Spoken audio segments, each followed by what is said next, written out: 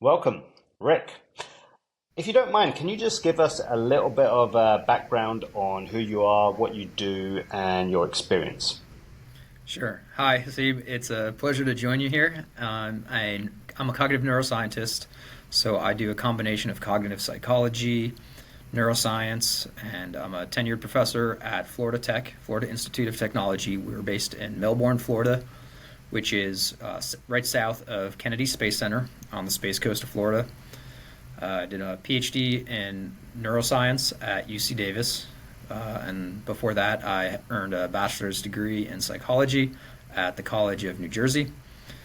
I did a postdoctoral fellowship after graduate school at the University of Texas at Dallas with University of Texas Southwestern Medical School, where I use neuroimaging to understand how people learn and encode and remember things.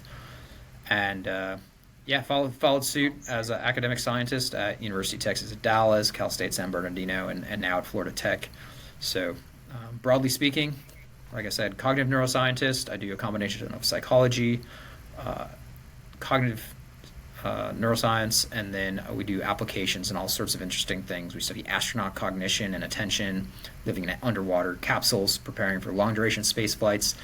We've taken students up flying in little Cessna planes over the mountains of Southern California, testing mobile EEG in the cockpit while we fly. So we try to do a lot of different interesting innovations. We've used non-invasive brain stimulation to improve human memory, and done other explorations of attention, learning, memory, and brain states. So, um, You, could you tell us more about the non-invasive? What did you do that was yes. non-invasive? So there's a couple different ways to modulate brain activity. So as you might imagine, one way to do it is invasively. So you can have neurosurgery, which people do, for different reasons, epilepsy and other sorts of clinical situations. And you can go in essentially with electrodes and directly stimulate a region of the brain. And Hmm. they've been doing this for at least 100 years in different clinical settings. And you can you can stimulate a part of the brain and make the arm move or the leg move or make you giggle or laugh or have a memory. And so, as you might imagine, though, it's you really don't want holes drilled in your head or bone saws, and those kind of things are not very pragmatic. Or And even drugs, I guess that would be invasive as well. they can be, yeah. And so you can do different pharmacological interventions, essentially pharmaceuticals, illicit drugs, legal drugs, all sorts of different things can definitely modulate brain activity. Hmm.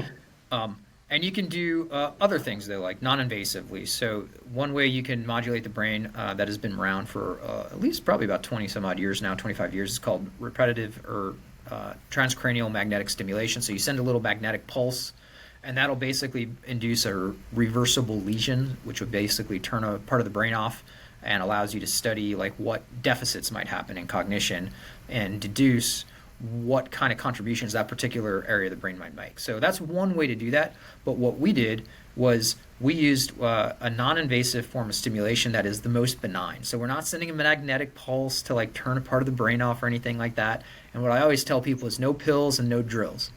And I like that. yeah, so it's actually really cool. It's called audiovisual entrainment, and what that means is just auditory beeps and visual flashes of light, flickers. Okay. And it's very rudimentary if you think about it in that respect, but it happens at a very fast rate. So it's very, very fast beeps, very, very fast flashes of light, and it happens on an opaque, essentially, little set of sunglasses you wear that won't let you see out. And Yeah. what it does is that it entrains the brain to the frequency that you're delivering. So the ocular system and the auditory system, your eyes and your ears, they are direct pathways into the brain.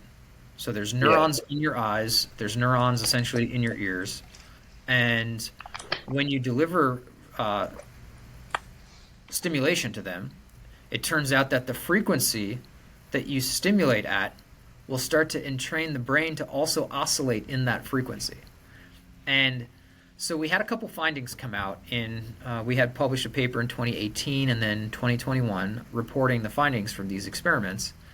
And what I should say is the beginnings to those studies went back to about 2010. So it takes a long time to do really quality science in this respect, and it's difficult to do it right. And we started those projects to prove the technology wrong because we didn't believe it worked.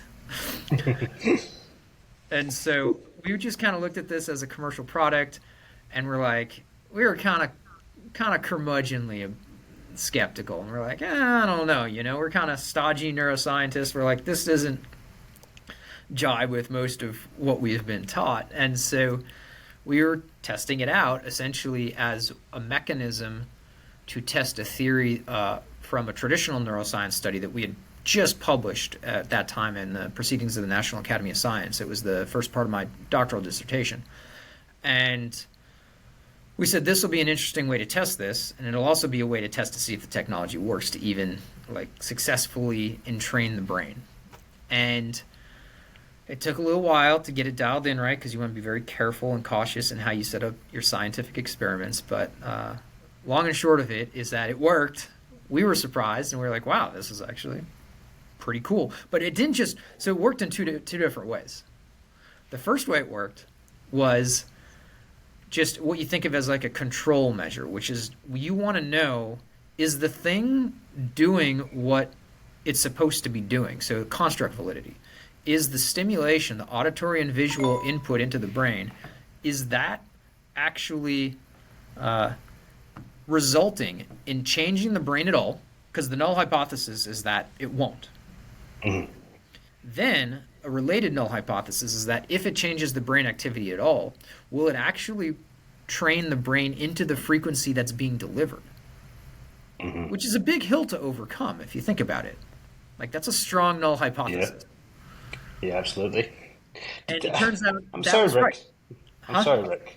Did you know I built a product like this? No, I didn't know that. You didn't know that? No, I developed a sound and light therapy product. Exactly how you've described. Exactly how you've described. Wow. So there's a lot that we basically, so your viewers should know this is the first time we've met. Yeah. And so we haven't really talked before, and I've seen one or two of your videos online on my wife's Instagram because I don't really do a lot of social media. So I'm not really familiar with your broad series, but I really like the few clips I've seen, and I think you're doing fascinating work. So I want to learn more about what you're actually doing, especially the light and the sound measurements and all that stuff that you said you built. So I'm here learning a lot from you too. Do you know, that is so humbling to hear that. Do you know, I didn't expect at all that you'd been working on this stuff, and actually all of my knowledge about how screen time is affecting kids comes from the research we done when we were building this product. Wow. Because that's what we found so astonishing, well, I found so astonishing, that you could flash a light in someone's face, a strobe light, and make them relaxed. It just doesn't make any sense. Right? Because think of that null hypothesis that you're overcoming. The null hypothesis is that should not work. It doesn't make sense. It doesn't make sense. But actually, I called it assisted meditation. It just achieved the meditative state faster than you could do with silence and darkness, which I thought was the optimum state for relaxation. And I always try to extol into the students in my classes the appreciation of what it is to make a simple finding that something's not the null hypothesis. It's a big deal. And I always tell them that you got to think about when you're thinking about, say, the standard null hypothesis of something, which is that there's no change, there's no effect, there's no difference. You are overcoming the haters at the bar. They're all drinking Haterade, and it's their job to bring the fire and drink Haterade and be the haters at the bar and say, no, it won't work, it won't work, it won't work. And when it does, even the smallest, it's amazing. And so it's funny, I didn't know that you had those products. So I'm glad because I have a few of the devices that we used, and so I won't bring them out because I don't want to like compete with. I don't want to No, compete. no, we're going to go off on a huge tangent, and we're going to finish this conversation later. But we need to move on to the kind of screen time stuff Well, because I just yeah. Sorry, what were you going to say? I got to say the second part that worked.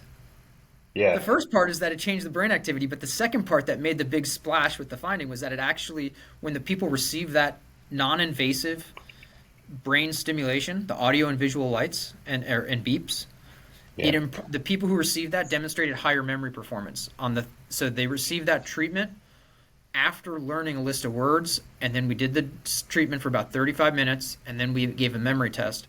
And the people who received that not only showed that their brains did change in the frequencies that were delivered, so it was what we call entrained into that frequency, but more specifically, the people who received a theta frequency stimulation, which goes back to the finding that we published in PNIS in 2011. We found pre-stimulus theta predicted memory performance. Now we did a causal manipulation and delivery of theta into the neural system, non-invasively, no pills, no drills.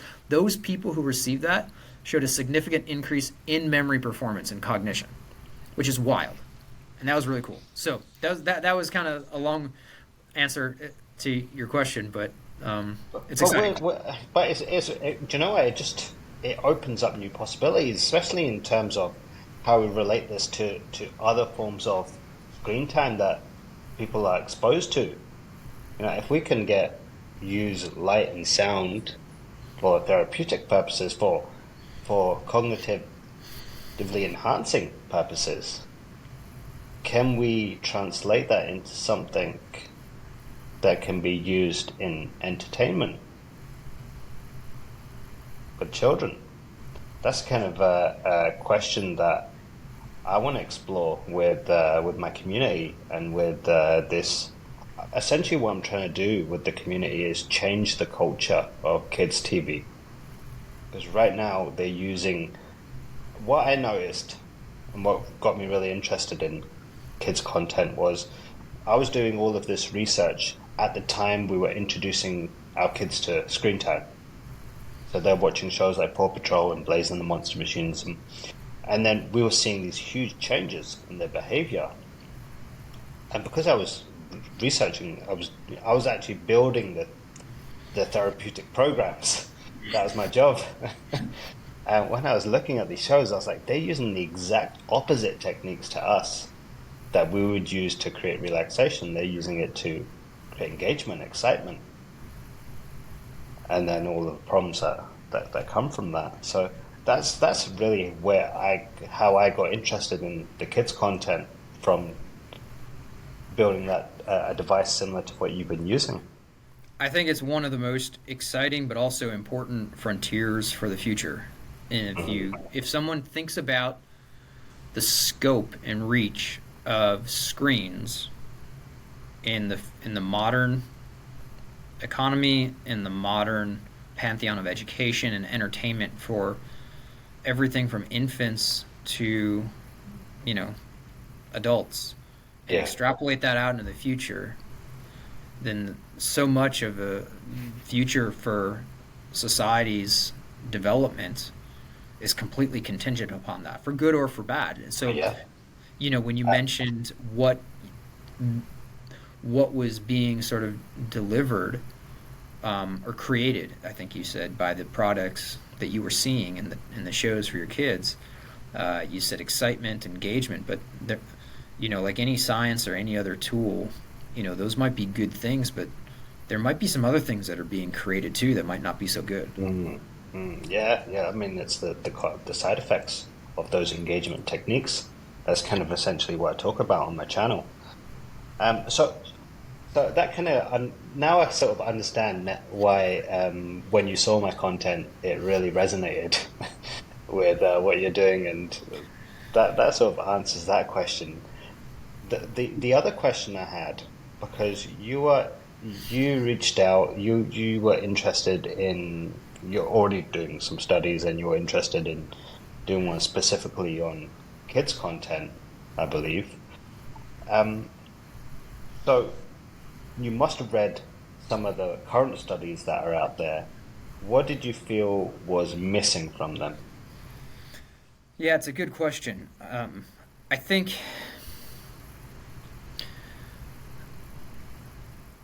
a lot of times we talk about low hanging fruit. Like in science, it's kind of a cliche, and there's nothing wrong with low hanging fruit. Like if you're going to go reach an apple because you're hungry, why climb to the top of the tree? Grab the one that's closest because it's efficient. It's energetically efficient. Just grab the thing closest. And so we go after designing studies that are the important beginning parts. And I think that when I've seen the literature on things like screen time and attention, they're all kind of going after the low hanging fruit, and that's fine. But I think it's time to take the next step in the literature and the science. And what I mean by that is this: what I've seen, and right, so caveat, what I've seen may not be everything, of course, and it truly cannot be everything. There may be stuff out there showing that I'm wrong in these statements, but for, generally speaking, the heuristics that I gather of what I've seen is most of the explosion of research that's happened on screens is low hanging fruit. And I say that because if I take some findings from there, I think they can be generalized to say that people are finding that screen time is bad and that it has a lot of correlations to other bad things. Like they find bone mass issues, they find cardiovascular issues, and then of course there's the cognitive issues, the links with ADHD, there's the links with anxiety, social, like all that stuff is fairly well fleshed out, and I think I've seen a bit of that captured on your site as well when I've had a chance to look at it briefly, and so I think those are really important first steps, but it goes back to what we were saying earlier, like the null hypothesis idea. Like I find myself sometimes when I'm walking the dogs, I'm just thinking about these things. I'm like, those are good studies, but I'm like, who would have? That's a straw man argument. Who would have said otherwise? Who would have said no? These don't do those things, because to me it just seems obvious. But then I find that like there really are always those haters at the bar. Like you really do need to demonstrate those simple findings that like screen time is bad in a lot of respects. At least bad in the way that it's experienced by a lot of people. And so I think those are still important, and they are necessary because there are people who would be like, no, it's fine. It's just watch some TV and no big deal. So it kind of puts me in check. And I'm like, no, those are useful things. But here's the answer to your question of like, what do I think is missing? And I don't think we've shown a causative role. We've shown a lot of correlations. So why might screen time be correlated with cardiovascular issues or childhood obesity or low bone mass? Well, because it's probably correlated with a lot of sitting or a lot of video games or a lack of exercise. And so it's correlations, but it's not necessarily, the screens aren't causing the bones to have less mass, for instance. So it's not a causative role, it's a correlative one. And correlation, by the way, is very important. Like if you go to a casino and you're going to gamble your money, everybody tries to find the hot table and the cold table because for whatever reason, you don't care about the cause of why it's hot or why it's cold. You just want to play the correlation odds because it matters. And so correlation's important, and sometimes you don't have to know why things are happening. But for me, that's what's missing in the literature. We're not looking at why. And especially the issue of screen time becomes a different question of like screen content. And this is what was so captivating for me about your channel and what you were doing with your light and sound measurements, because I think that holds a potential sort of like linchpin to opening the door and understanding the mechanisms of these deficits far better. And so let me unpack that, if I may, to explain that a little bit more. Absolutely. So I think that it's gone completely ignored in a lot of the literature and the studies on these things, particularly in the field of attention and screen studies and memory and learning and ADHD and these kind of areas, because what I haven't seen measured or talked about even is the speed, the rates of stimulation. And when it has been sort of alluded to, it's in the context of reward stimulation. And that's fair because you're going to have your dopaminergic system blinging off like crazy with these rewards. And so, yes, the literature looks at that. And when you have all those lights and sounds, so I'm 42, I'm kind of old. And so, like, when I think of video games, I think of like Sonic the Hedgehog and Super Mario Bros. 3. That was my era. My claim to fame as a kid is I once beat Super Mario Brothers 3 without warping and without dying on one life. And so, like, I felt pretty good that day. But that was, 35 years ago. And so, but I think of like the auditory blings, like every time you grab a coin, Sonic the Hedgehog, ding, ding, ding, ding, ding, ding, and you're jumping around and Yeah. like every time you hear that auditory thing, it also is a visual thing, the light of the coin. And that's reinforcing to us back in the 80s and the 90s playing games. And it's certainly now on steroids in all these games. And so, yes, we know there's a dopaminergic reward system going off on that. But I'm looking at it in a very different way. I'm saying what's happening is the rate, the frequency of stimulation. And it doesn't have to be just auditory of bling, bling, bling, bling with the coins that you hear and you're playing, you're like, sweet. But it's the auditory refresh rate of scene changes. So, Yeah. like, and that's what struck me. So we have a toddler, and what we noticed is that, and I can come back to this in a little bit. I'll try to stay on the science side, but just briefly, we noticed that things are faster. The visual cuts in new Yeah. content shows are Yeah. on the orders of half seconds or seconds. Whereas if you go back and look at like Mr. Rogers, like old Yeah. school stuff, Yeah. we'll have a conversation like you and I are right now where we're both in the frame and it might be a 20-second cut. And he's speaking at a slower rate and you can see both parties talk and just look at each other where now it's like this in everything. They cut to person A, then cut to person B, and it's every other second. And you know why that Yeah. works? It's because it's engaging. It's rewarding. We like that. It's awesome. Yeah. Yeah. I mean, I did actually want to get into why the science of why that is engaging in a little bit. I think you're basically you did something very similar to me. You're looking at these studies. You're combing through, and you're looking at, but what content are they watching? What content? What it's just it's like saying screen time is bad. It's like saying leaves are bad. Well, water will kill you. Water's bad. You can Yeah, get but hypothermia. You can yeah, drown. yeah, of course, and there's that element too as well. Too much of anything is bad, but leaves, as in the sense that yeah, there's some poisonous leaves, but there's some non-poisonous leaves, and there's some that are okay to eat in moderation. And no one was going into the studies. They were just screen time, TV. It was all like one box. Yeah, and that's exactly what I was alluding to, which is like that's the gap I feel like has been missed completely. Is like we're saying that it's bad, but like the nature of like to wax poetic about science for a second, it's like science as a tool. When we make a discovery, when we invent, you know, a rocket, it can take us to the moon or it can deliver a nuclear warhead. And in fact, the Yeah. ones that took us to the moon were designed to deliver nuclear warheads. So it's a tool like a sword in the hand of the beholder. So the sword can inflict, or a gun, or any weapon can inflict great damage, but it can also defend you from great damage. And so when we talk about like a lot of these science things or any technological development, it requires us as humans to determine the good or the bad. You know, like the horse and buggy ran a lot of people over. So that was pretty dangerous. So are cars, but they're also extremely useful. An ambulance has saved a lot of lives. And so when you talk about these screen times, like you were getting at, which is like it's not just screen time as a variable, because there can be good content and there could be good delivery systems with it. And that brought me back to the question of like, what is it mechanistically that delineates what is good and what is bad about the screen time? And I think that one of the things I noticed, it's the seconds level, millisecond level rate of change of auditory and visual stimulation, and not just one thing. And I think your channel actually, when I saw from some of your videos, it actually made me realize some things I hadn't seen before, which is that it's not, I was thinking about rate of like how fast does the scene change every second or two back and forth in a conversation or whatever.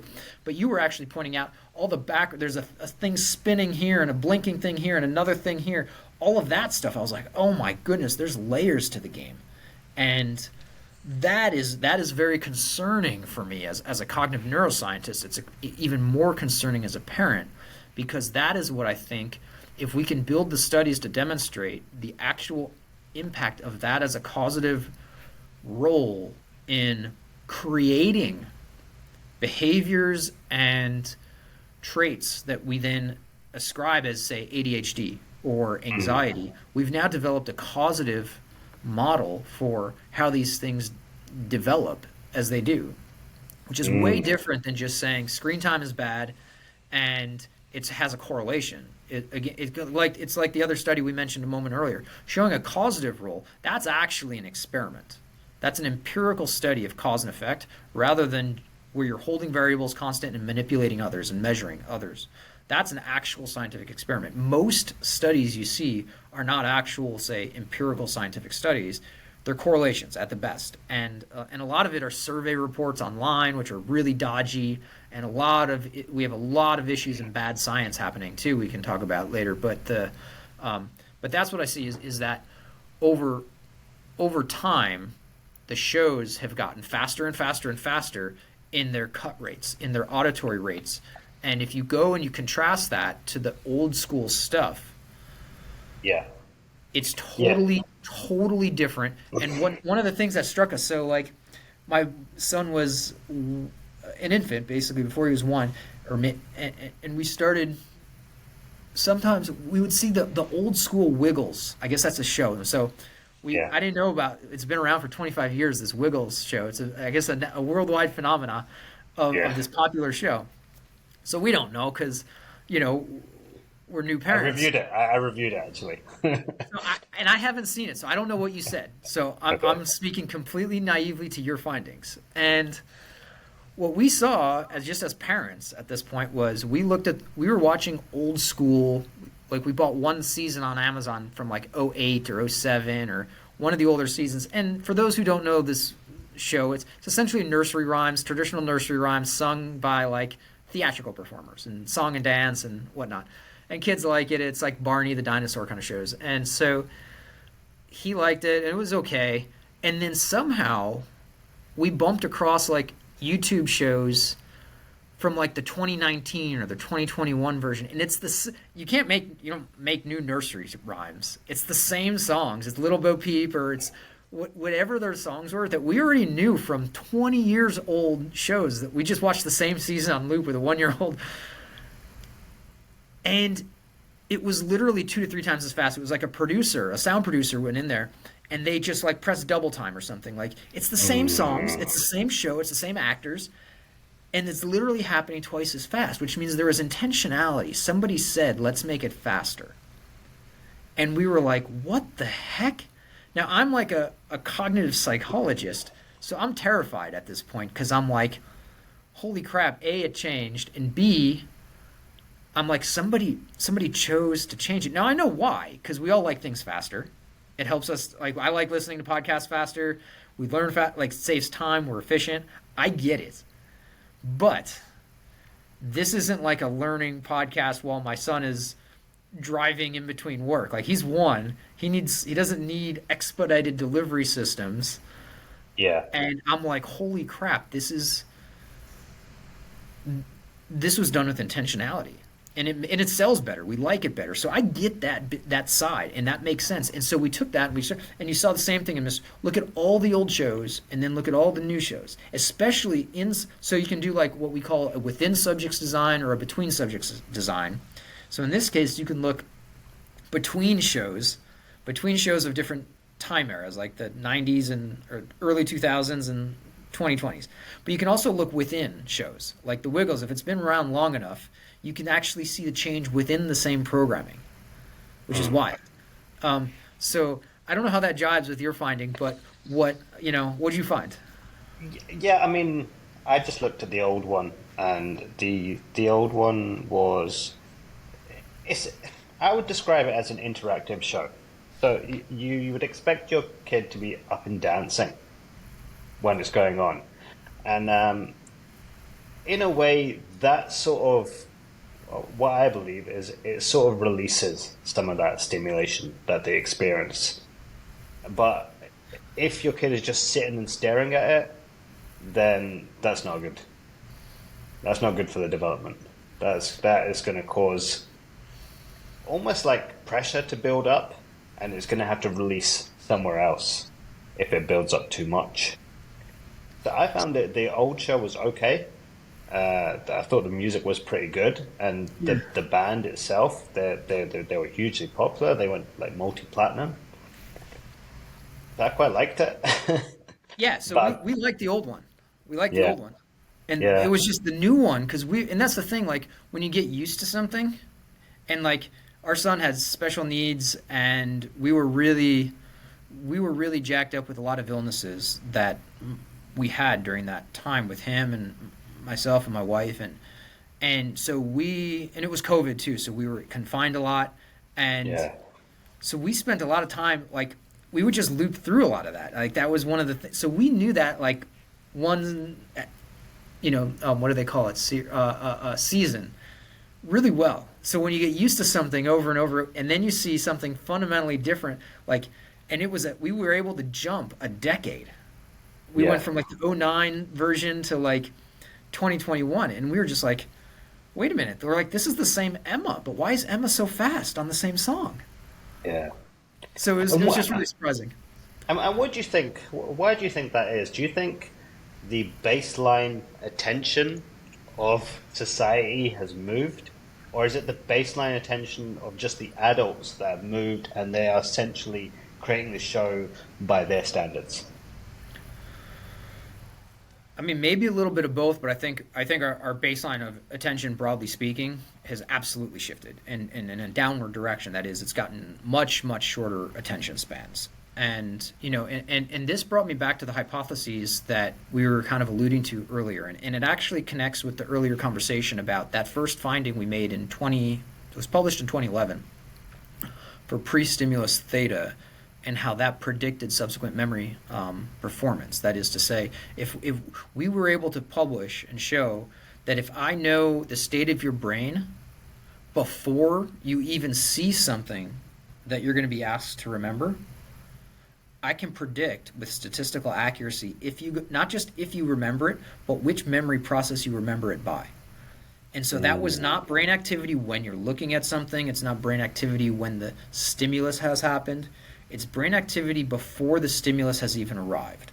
And so what it tells us is that, and this is why it was such a big finding at that point, was because if everybody thinks of like traditionally like science and psychology and behavior as like stimulus response, going back to Pavlov's dogs or like poking an amoeba and saying there's a stimulus and then it responds, almost like Isaac Newton's, an object is going to stay where it is until a force acts upon it.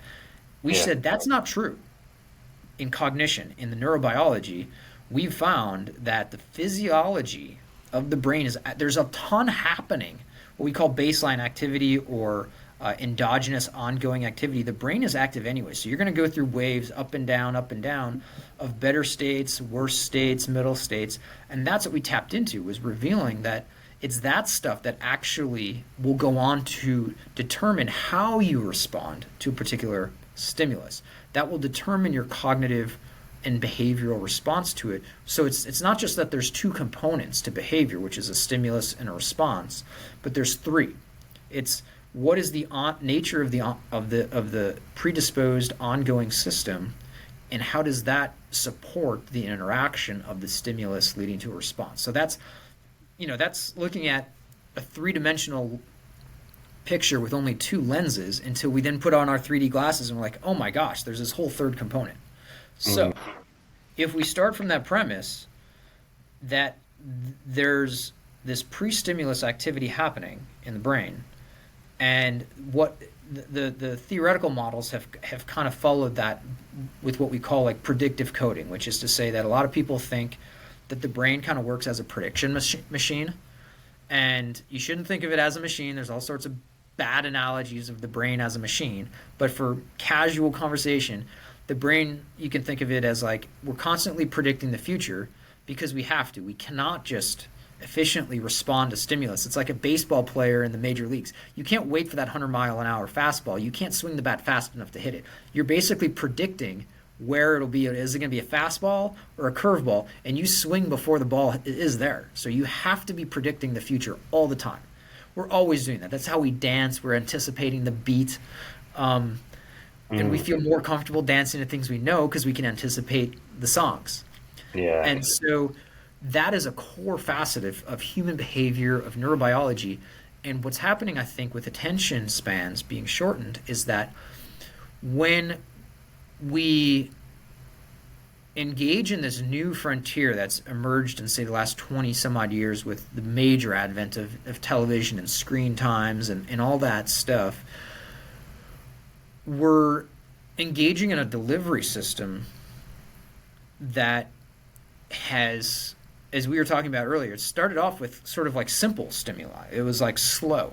But we realized that, like a casino, we like stuff fast.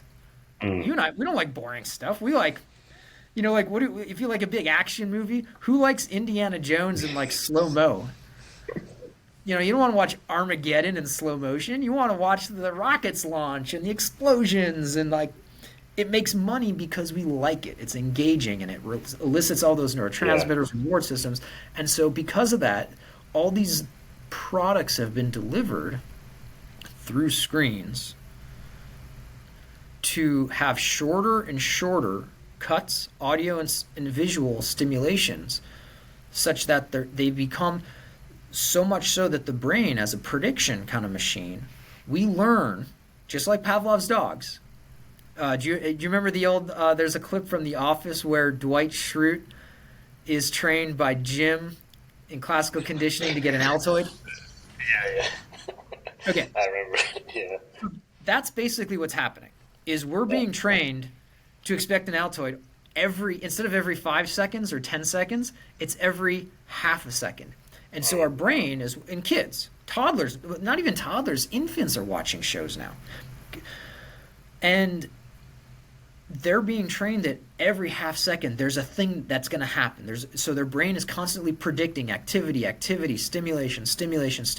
Well, what happens when it goes, shh, silent? We get kind of uncomfortable. Well, the baby doesn't know how to process that. The toddler doesn't know how to process that. The child, the adults, we don't know what to do so frequently in silence. Yeah, I mean, true. My mom can't handle silence very well. Like, we got to have some conversation going on. But like that, talk to a spiritual, theological person about meditation and silence. Like, it is a good place to be at. But we don't know how to handle that very frequently because we're so used to being trained to, not consciously, but subconsciously, our neural systems, which build into our cognitive systems, are expecting constant stimulation at the microsecond level in the ways that you've amazingly been able to measure and demonstrate on your videos, which is just what absolutely captivated me, because I'm like, that's the missing link for me. I need a tool like that because I'd like to actually prove this and demonstrate this with that kind of microsecond precision, because then think about the next step.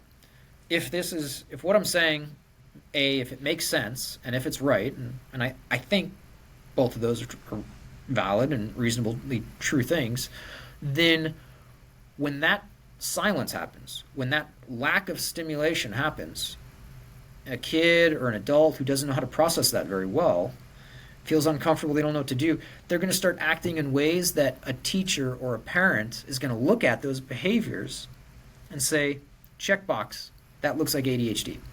So what we've done is I really want to put goodwill out there, so I'm going to say it with goodwill. I'm going to say we accidentally could be literally causing ADHD by virtue of those interventions. I don't want to say that some sound producer out there is building these shows to cause it with intentionality.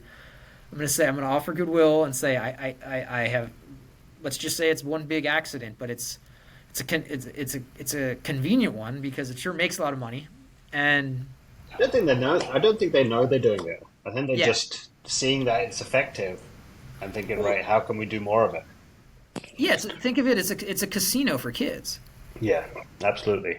Like the slot machines, the dinging, it's a casino, and so think about those behaviors that we characterize at ADHD, that restlessness, the mind wandering, all those features and behaviors that are characteristic. I think it's very reasonable to see the link and the relationship there with them happening with the two ways. One, like we said, when the stimulation stops, you send the kid to school, and now instead of all the screens they're used to, you've got some lady talking about long division. Yeah. Right, so that's boring to a lot of kids. They're not gonna. So you have that one issue of the lack of stimulation, but there's another facet you can think of as what we call sensitization, which means we just get used to the constant stimulation, and so it no longer delivers the same kick, and we almost ignore that stimulation too, which means we're looking for a bigger kick, just like a drug user. And so you have both of those kind of things happening imposed on these kids who are then called, say, ADHD or have some other diagnoses of other anxieties and all these other things. And it's like, do they really have them, or are we delivering systems that demonstrate behaviors that just align with them? And then you get to the tertiary, the third facet, which is like, how do we respond to that? Well, we provide them medications then. So now you're putting the kids on medications to handle things that you've accidentally caused because they really liked it. And I don't know. I mean, anyways, that's a lot of talking for me. Let me know what you think. No, absolutely. That's pretty much my first module in my course is how we're causing ADHD. How we could be causing ADHD through content. And before you try medication, please try just cleaning up their screen time routine before we take it there. And I think you're right in the sense that it's the whole culture of content has changed. I mean, 100 years ago, the biggest form of media that was consumed was books, and now it's short form video content, which is massively overstimulating. And that's the word that's getting thrown about everywhere now, is overstimulated. But it's such a broad term. As someone who's a neuroscientist, what does overstimulation encompass? I mean, there's a lot of things going on. You said anxiety, there's attention, there's a lot of elements. Those things can feed into personality disorders that can be, comorbid with that, but you're going to have neurotransmitter systems overactive. They can be underactive then because they get sensitized. So then they stop producing the same amount. And one of the things I always kind of tell people in like intro courses about neurochemistry and like brain, neurotransmitters is to think of that for the most part. If you think about the bell curve, which is the majority of all of us, we're born essentially healthy, like non-clinical. You're just, yes, there's exceptions. There's, clinical conditions that we're born with. But for the most part, the bell curve, the majority of everyone is born with essentially a quote-unquote healthy brain, which means that it's like a really healthy neurochemical soup. That is to say, you've got a bunch of different chemicals from, just all the classic ones, acetylcholine, GABA, glutamate, serotonin, norepinephrine, all those kind of and then a bunch more, of course, but broadly, it's a neurochemical soup. But it's in a really healthy batch of ingredients. Like if you're I use a cooking analogy a lot when I explain this in class, which is like to say if you're making a great soup or a broth or some other like cake or whatever kind of thing you like to bake and cook, your ingredients are just right. A little bit different for everybody, but the flavor is on point. Everything's good. And very rarely do we find a good tasting meal with just one ingredient, right? There's a combination of all sorts of things that give it that richness and the seasoning. It's not just salt and pepper. There's usually a bunch of stuff, and that's what's delicious. So your brain is kind of the same way with all these neurochemicals when we start our life. But through lots of different things, we've talked about some things today about ways that environments and devices and other things, they get intervened or they get interjected and intervene in our life, and that can change our neurochemistry. Overstimulation does this, and you start changing the ingredients of that healthy neurochemical soup. Mm. Adding So a if bit you, more of this and a little bit more of that, and a little bit more of well, that. Okay. yeah, and so when you're overstimulated, if you have overactive dopamine system and then it's underactive during a normal level of stimulation because it needs a little bit more stimulation to get the same level of release. Again, think about like you're a chef with that big old pot of a soup you're making in like a for a restaurant, like a big pot of soup, right, for your family or something. So you're making a big meal and you're stirring it, and now those balanced ingredients, one of them's off. Well, what do? You start chasing it. If you have too much salt, we start adding a little bit more sugar. Too much sugar. Mm. Oh, let's balance it off a little. Okay, well now you start adding all these other. Well, think about this. If you're just a cook, like your people aren't really gonna like that. That's not the same meal Mm. anymore, and it's not gonna taste as good because you're basically chasing. You don't want to chase the food you're preparing by chasing the flavors with like fixing its symptoms. And Mm. that's essentially what we're doing clinically with when you're making these prescriptions. You're chasing the imbalanced healthy neurochemical soup. And sometimes it works, right? Sometimes like look, if you put a little bit too much salt in something and you got to fix it with a little okay, it works. Like you can do that. But like just extrapolate that analogy out, and I think it can help people kind of connect the dots on what's happening there with that overstimulation. I'm actually really glad that you used that analogy because I always, in part of my homeschooling, I always tell people the kitchen is where you first learn chemistry. It is. Yeah, I So, mean, it's really important. You can so, denature your proteins cooking the eggs. so someone had a question. They said, "Does overstimulation affect adults like it does kids?" Yes. I mean, so that's a very broad question. So it's hard to answer with like a one size fit all answer. I mean, in some ways, yes.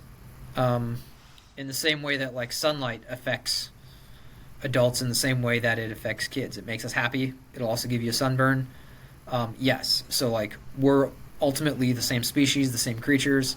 Overstimulation, it can definitely hit up an adult. It'll definitely hit up a kid. But just like say for instance, like sunburns are going to be worse for a kid than an adult. So, in a way, children are more sensitive.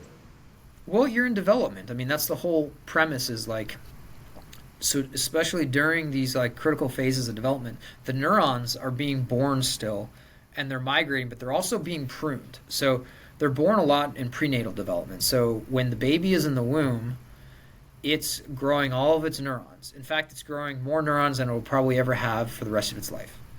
And then for a good chunk thereafter, it engages in neural pruning. And so those neurons are migrating out to where they're going to be and live, essentially. What part of the brain are they going to become?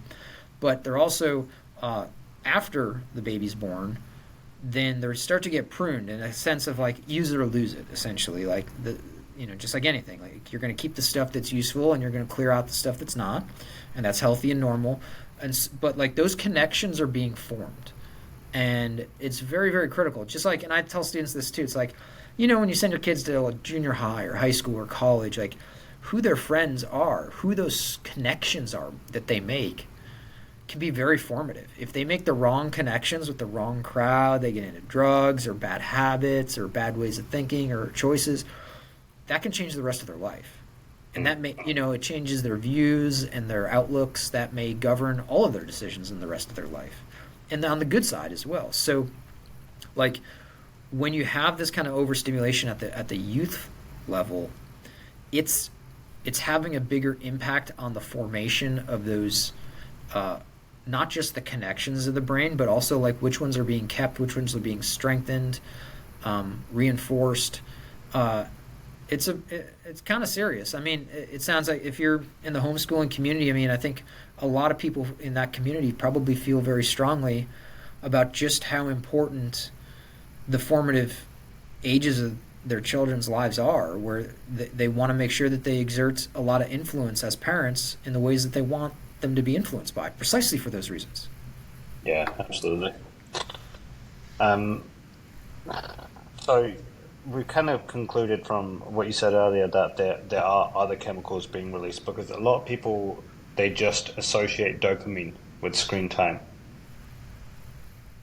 Oh, there's a lot more. Yeah, I mean, it's again, just use the recipe analogy. Um, if you have a recipe and the only thing in there is like sugar or salt, then you don't have a recipe, you just have a substance. And so, like bread, for instance, right? You might say like, bread is not just one thing. There's a couple different things in there. But so there's a primary ingredient. I'm not even a bread baker. What would be the bread ingredient? Wheat or something? Uh, but anyways, like dopamine I, is, huh? yeah, I think I know what you're trying to say. Is like it's all chemistry on a level. So we have our own chemical makeup, and then the type of content, what's going on in the content, is its own chemistry, and the two merge together, creating different results. So, Yeah, mm, and it's not is it- just dopamine. Like, it definitely works together with many other systems. And and the thing about the chemicals, right, is like they're very important, and they receive a lot of justified attention in the research, the literature, and the dissemination to the public for sure, like 100%. But like what we were what we mean by the neurochemicals, right? These are neurotransmitters that are released from, say, cell A onto cell B in order to drive certain behaviors or thoughts or things in the brain. And that is to say that receiving cell, the cell B that receives the chemical input of, say, dopamine from cell A, right? That cell B that lives essentially somewhere. Let's say the prefrontal cortex. So it's getting dopamine from the nigrostriatal pathway, and you're going up to the frontal cortex. Fine, it's being projected to that area. But that cell that's receiving the dopamine, it also receives input from lots of other cells that use lots of other chemicals too. mm, And so it really is easy to think about when we simplify it to like one neurotransmitter system being affected because that's the primary one. But if you think to switch away from the cooking analogy, let's talk about music and a band. When we use that simplistic model to understand it, which is very useful, it's essentially having people think about it as one instrument playing a song. And that's great. So when a military bugler plays taps, or, dun, dun, dun, that's one trumpet, one side. That's beautiful. You can have a great song with a flute that's great. However, what's happening and realistically for most of our brain stuff is that it's a band and there's multiple instruments playing. And there might be a dominant instrument that you can hear the most. But if you take away the background drums, the background support vocals, the background support guitar, you really don't have the same song anymore. mm. That is to say that there's serotonin, GABA, glutamate. They're all contributing, even in overstimulation, where, yes, dopamine is definitely a heavy hitter. But I think it's just important for people to appreciate that there's a complexity to the neurochemical systems. Even though there's definitely primary important ones, like dopamine. And cortisol and testosterone. 100%, yeah. And then if it starts to feel overwhelming to think about that, well, welcome to the industry. Like that's yeah, like it's overwhelming. We are trying. The brain is exceptionally complicated.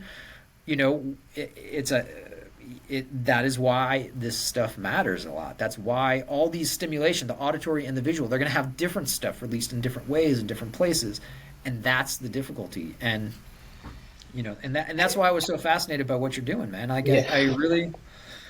I see it. I see it in what the few things we let our kids watch. I think are slow things. They're old things. I mean, in lack of a better like heuristic guide, we say like don't do anything new. Like we like the old. Old as gold. Yeah. I mean, like stuff that otherwise, right? We say is boring because why is it boring? Because it's slow. Watch an old John Wayne movie.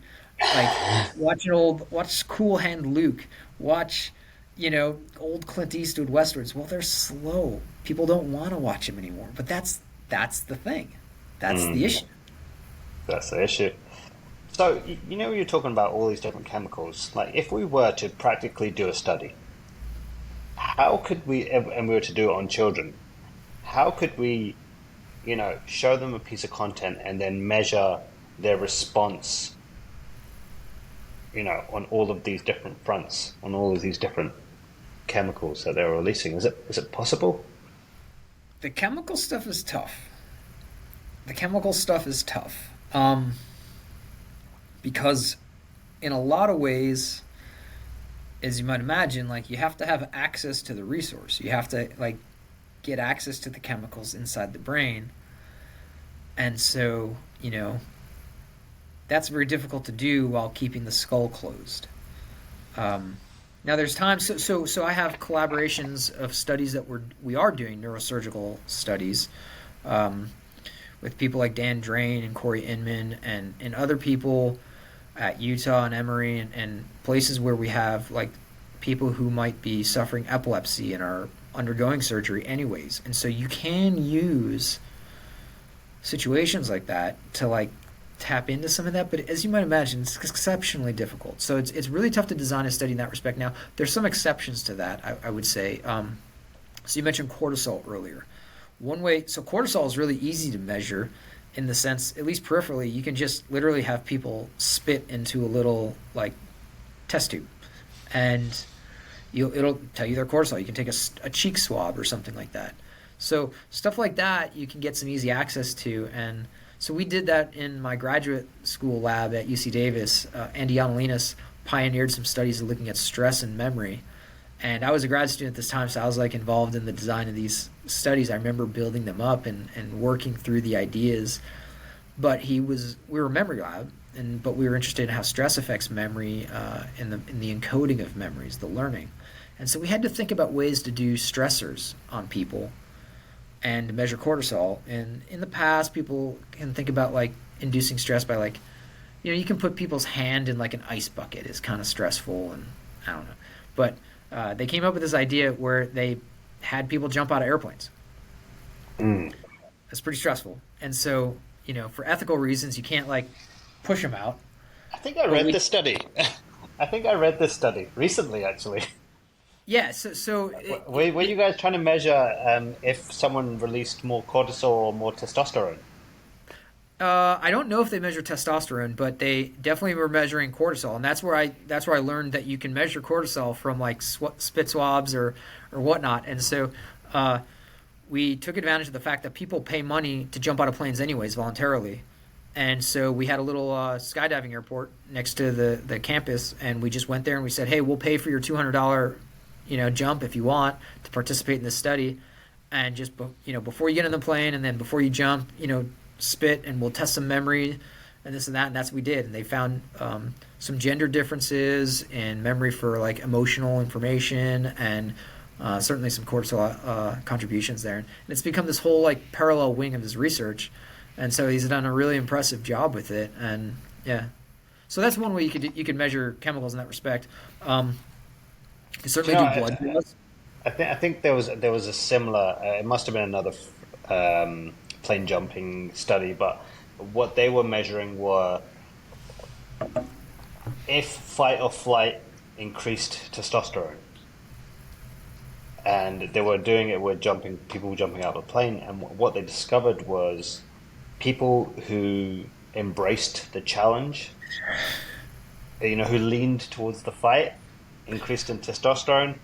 People who leaned toward running away or the fear increased in cortisol. I mean, it makes sense.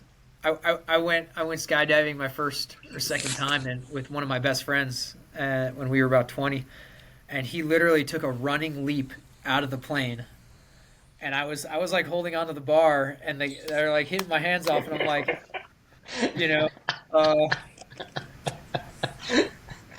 so Uh, yeah, I can definitely see because if you think it's a fundamentally different cognitive experience. yeah. Like if you're excited about something versus terrified, Yeah, I mean, it's going to be different, and so that the way that one looks at things, definitely that outlook, that approach, and I'm trying to think of other ways we measure. You could do that in like for your study on kids with neurochemistry. You could do blood draws too. Blood draws would be one way, but that's a little bit invasive. I mean, Yeah, and for children, it's tricky. so yeah, I mean that one's a little bit tough. And there's, there are ways to do that. Esoterically, you could put them in a PET scan, positron emission tomography. You can tag uh, different ligands for different neurotransmitters like dopamine, but PET scans are there's a couple limitations there. PET scans are old and expensive and difficult to do scientifically.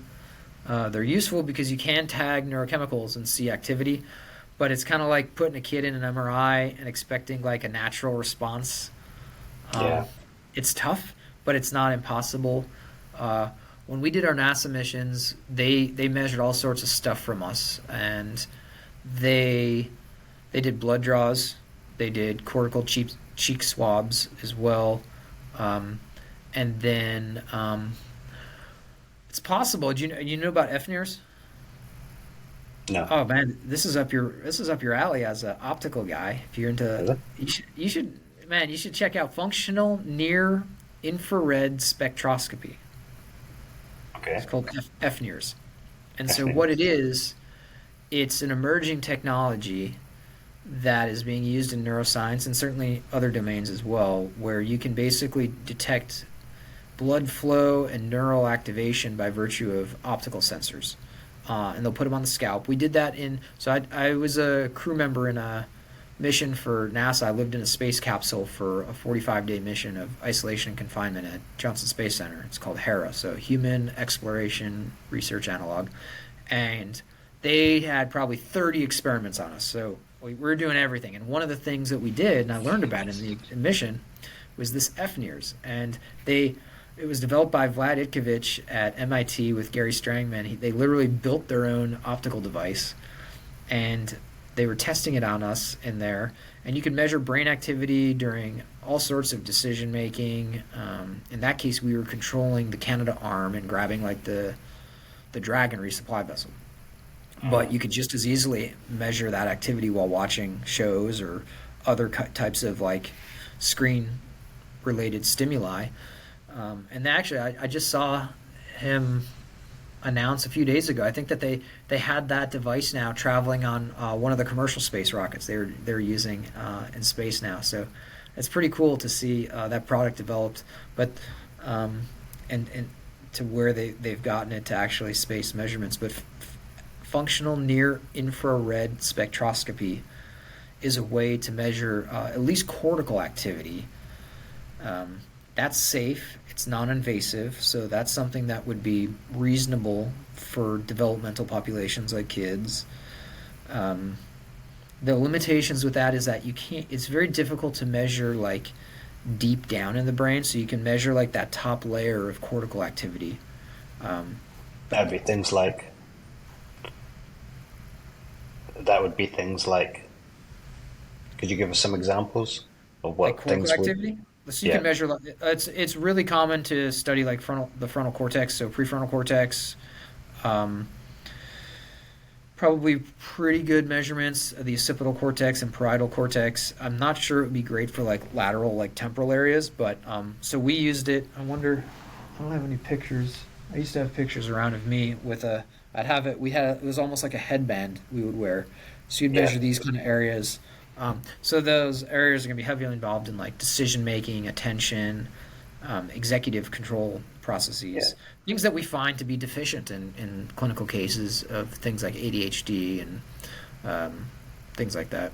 Yeah. Yeah. And actually, a lot of problems are caused because of screen time in those areas. So I think that would be a good one to use if we were to conduct a study, and maybe what they probably used in the past. I mean, yeah, I mean, I mean, the study I would run if I had the resources, what I would want to do, and this is like what I originally reached out to you with the idea to do, and I've been collaborating with some colleagues out on your guys' side of the pond at Birmingham and here in America too.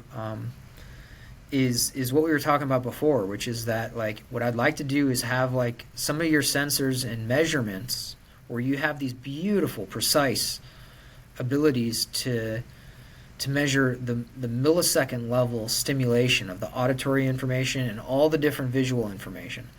And I want to do like I want to find a way to automate that so you can like watch tens of thousands or hundreds of thousands of hours of shows and just basically have a computer basically like blast that through like so you like Yeah. we don't you and I don't have to sit there watching all these but like have that like programmed in and Yeah. so have those measures and I want to show that we can take shows over the decades, so say start with Mr. Rogers Yeah. and then go through the 80s, the 90s, the 2000s, the 20 teens, the 2020s, and show your measurements of the rate of stimulation and the screen cuts and all those things that we were talking about earlier. I mean, it's going to look like this, right? It goes faster and faster, or actually it'd be downwards. So over time it goes down, it gets shorter. Yeah. Yeah.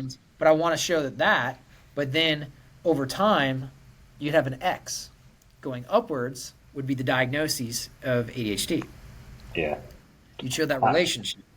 Yeah, I'm certain that's what it's going to show, and that's actually what you're talking about is what we're working towards building. And I believe once we do build it, it will transform the culture of TV because it will actually hold creators accountable with raw data. Well, and think about it too. Like it's not. I think the most important issue is that it's a kid's issue, but it's not Yeah. unimportant that it's also it's an adult issue.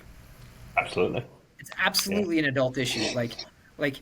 And here's the thing. Like it's we could apply this like with so many layers of variables with a study like that. So you could do across time, across studies. But when you have long-standing shows like Mr. Rogers went decades, the Wiggles go decades. There's many others that do too. You can show an intra-show within the same show. You could show the same change. You could also show that it's not just auditory; it's visual, and then it's not just children's programming. You could look at I mean, for us, like I've seen it in like nature documentaries. So my wife is a veterinarian. We watch a ton of animal and nature shows, and like you think that that's like, oh, that's a great thing for kids, but like we'll watch a lot of old school stuff and like the old school nature, right? It's like slow nature documentaries. But now, man, you go watch them now, and I'll say like they are awesome because it's like Yeah. it's like a spaceship. Like it's like you got the hawk, the eagle swooping down. It's amazing. It's so engaging. There's music that's like theatrical. It's like, but like contrast that to like the 90s documentary. Mm. And it's a fundamentally different experience for us Yeah. to experience cognitively. And I really want to underscore this for the audience in the sense of like what we're experiencing not what we're experiencing cognitively, what we are delivering cognitively to kids as young as literal babies, not even toddlers yet. They're all watching stuff now. Even before toddlers, they're all watching this and taking this in. Those are delivery systems that we're giving them, and we're not aware. We're not even thinking about, like my parents, they all think like we're crazy because we have to explain this. We're like, no, because they just think about content. Like, are they saying bad words? Is it bad ideas that are being communicated? Okay, then it's a fine show. Oh, it's a cartoon, it's a kid show, it's going to be okay. So there's that dimension.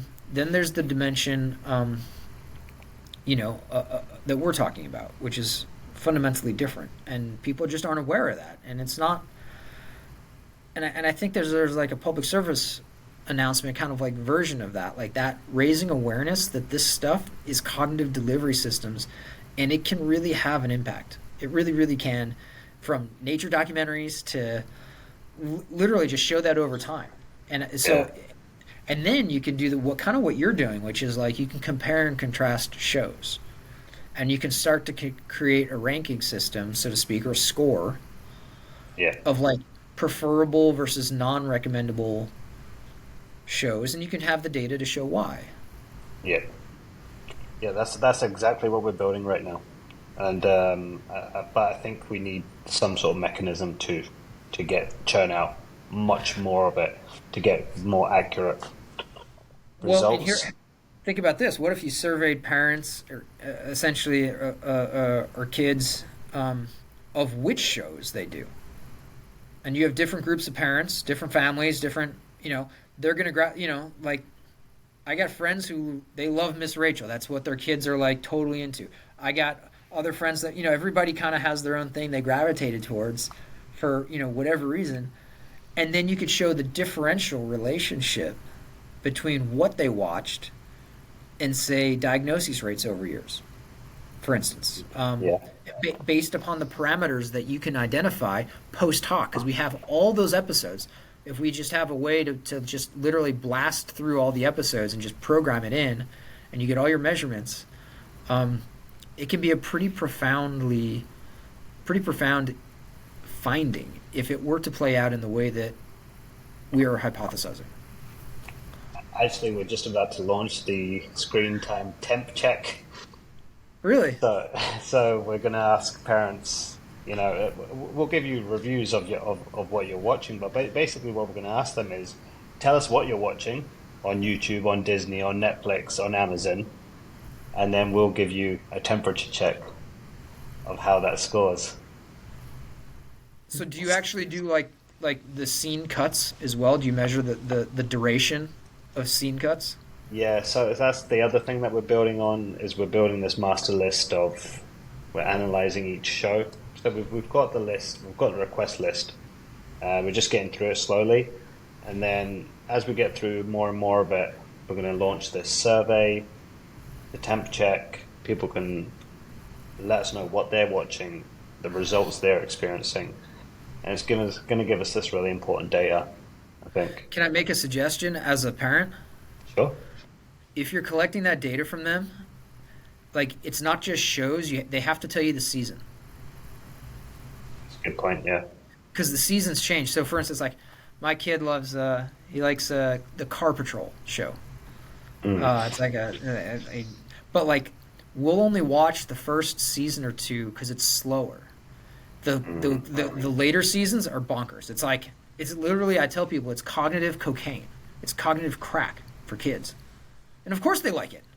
Like, yeah, like like, but Yeah. like the seasons change. Like they legitimately change.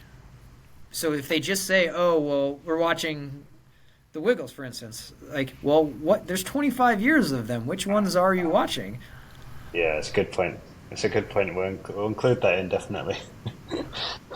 You I, know, I wanted to actually get your thoughts on. So I want to go through what I mark as a stimulation technique, and I want to get your thoughts on okay. how you believe that could be affecting the brain and in what way. If it is, how it is, and in what way. So there's a number of things, about 8 things. The first one is the artwork. So 2D art with muted colors versus 3D art with super bright colors. You be talking about in terms of like cartoon shows? Just that specific technique, like how could that affect the brain where they watch the 2D muted colors versus the 3D bright? Just the artwork alone, how could that impact the brain? Well, I mean, the low hanging fruit of an answer is that you've added a whole other dimension, a third of a dimension. So from 2D to 3D, by definition, you've added a cognitive load onto the person processing it. So if I'm understanding your question correctly, I'm just Yes, going and I to think you are. interpret it as like the difference between a 2D old school like Disney cartoon versus like the Pixar animation 3-dimensional Toy Story, Shrek, whatever the modern stuff is, that's all 3-dimensional. So, I mean, I remember when those 3D kind of art forms came out, and it was amazing. We were like, wow, this is really this is really great. But because it's more engaging because it's giving us a third dimension of stimuli to process cognitively, and we found that enriching. It's like having vanilla ice cream but with a chocolate syrup. That's two dimensions, and that's both. And it's like, wow, this is who doesn't like ice cream with chocolate syrup, right? But now you're adding a third dimension of toppings, Mm, and of course we're like, yes, please. mm, That's great, right? And you can pick and choose some toppings some people may not like, but I mean, who doesn't like a little bit of something on there? So, like, if you think about it as an answer to your question, like in terms of neural processing, you're processing. So first of all, you're processing a parameter that didn't exist before, which is called depth perception. So you have issues now with binocular rivalry. And depth perception, you're going to have three-dimensional rotation, mental rotation issues. That I mean, maybe in some respects, like they're training people to have potentially better mental rotation abilities, which is like part of neuropsychological exams. Is you have literal mental rotation tests that you test people on. So like there could be a feature potentially maybe that helps people with that, but the simpler mm. answer like is like, does it make a difference? So they, by definition, yes, you're processing a fundamentally additional element of a layer of stimulation that is being delivered. Absolutely. I think you nailed it in the first sentence, actually. It's a new cognitive load. And we're just looking at them one by one. We'll discuss the compound effect of everything at the end. But yeah, Well, I mean, the 3D, another cognitive load. So what were you going to say? I was going to say, let me add one kind of like paradoxical element to that I think people might commonly misunderstand, which is that I guess for 20, 25 years now too, there's been this like development, essentially going back to essentially South Park, which is like there's been this whole art form of simplicity in cartoons and deliver, which is like if you know like the South Park story, they literally right, they just have like a flat 2D cartoon, and the only thing that changes like the mouth changes, like like it's like intentionally low tech, and you see that now with things like Cocomelon, or there's been this whole explosion then of similar sort of flat 2D art in terms of those kind of cartoons where, and we've seen it now as parents seeing the things. So like if we're say searching YouTube for something to like a nursery rhyme or some song to show the kid, we'll see all the top hits. And first of all, I just look for years, and if it's anything new, I just skip through it. I'm like, nope, nope, nope, nope, nope, nope, nope. But like all this, a lot of these new things are kids shows, they say, and they're these flat 2D. They look like simple cartoons. I think of Cocomelon off the top of my head, but like, and my mom does this all the time, and she very earnestly asks me. She's like, well, like what is the problem? Like, why they're just a kids show? It's a cartoon. Like, it's not that. It's very simple, and I say, yeah, I see how you're saying that, yeah, but those flat ones can be really, really deceptive delivery systems sometimes, because you know better than anybody, your entire organization is basically built upon revealing how deceptive they can still be in delivering all the background stuff that's lighting up. Like, yeah, Miss Rachel might be slow and just singing a nursery song. You're right. Content wise, yeah, she's not singing a Puff Daddy song. Okay, so like it's not it's not a really bad. It's not Jay-Z being mimicked by the 2-year-old. Okay, fine. So Miss Rachel herself is fine, but you point out the stuff in the back. There's all this other moving backgrounds and things that people don't take account for, and that you see in those flat 2D cartoons too. So I think there's a real danger in thinking that because it's flat or 2D as opposed to 3D, that there's also not an additional cognitive load. And that actually takes me on to the next one, actually, because the next one is slow animation versus fast animation? What is the question? So, is there a could there be a different impact on the brain, and what would that impact be watching slow animations versus fast animations?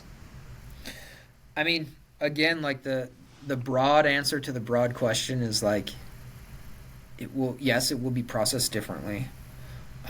I'm personally a fan of slow versus than fast. Um, you know, for precisely for a lot of what we've talked about already, which is like the idea that you're going to be tapping into different systems, reward systems, and again, especially what we were talking about earlier. Now that I think about it, like you're training the brain. The faster the stimulation is, the more you're training the brain to expect that there's always going to be something happening Mm. just around the corner. And I'm gonna come up with an analogy on the fly here. I'm gonna see if it works. But like, imagine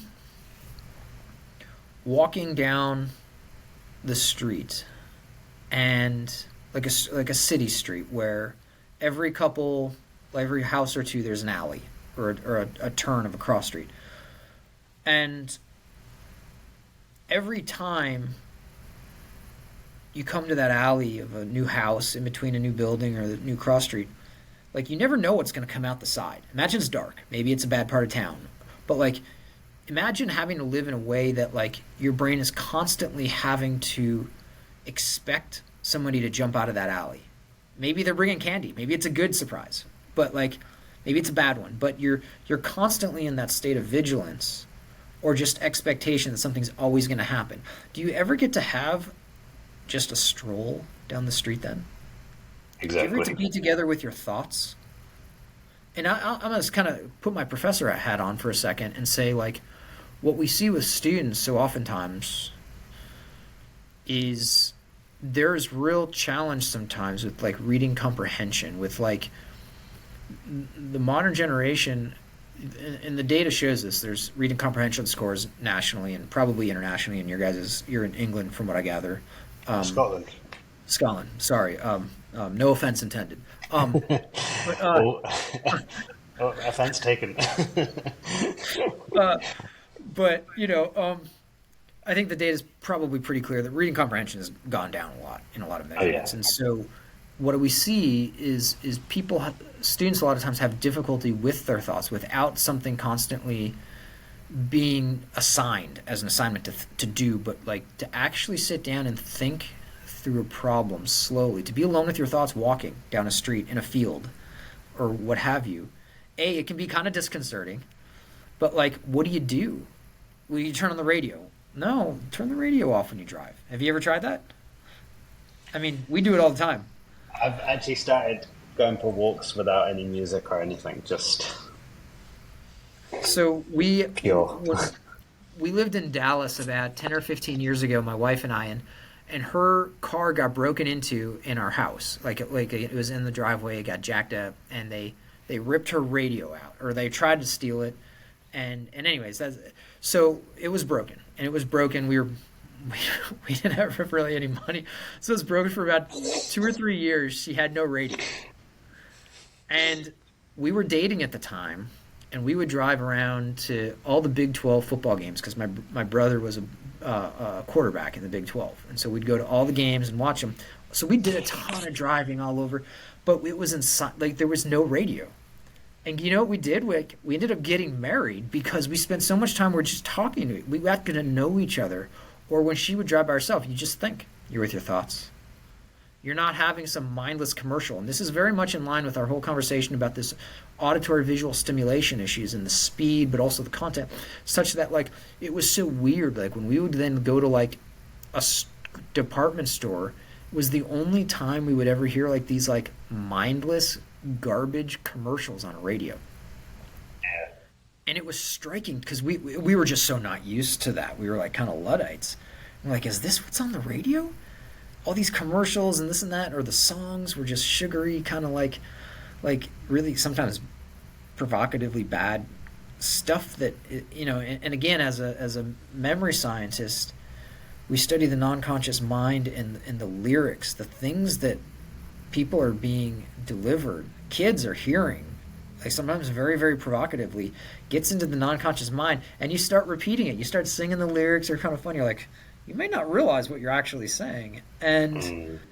so we got to know each other. We talked for years just driving, and the impact was profound. And so I really encourage people to like try just turning everything off, drive or work out when you run. Just hear yourself breathe, be present, and you know,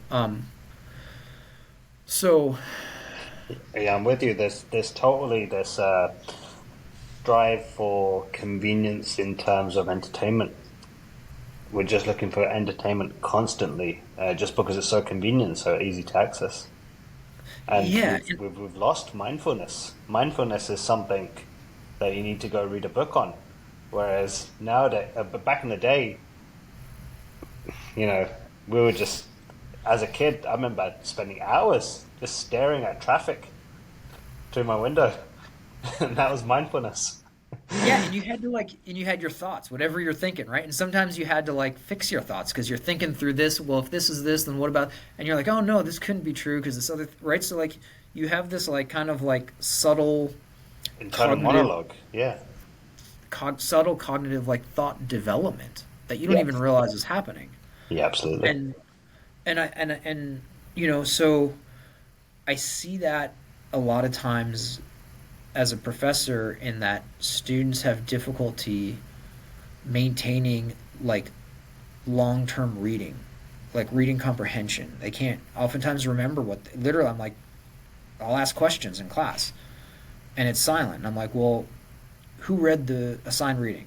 Sometimes nobody reads the readings.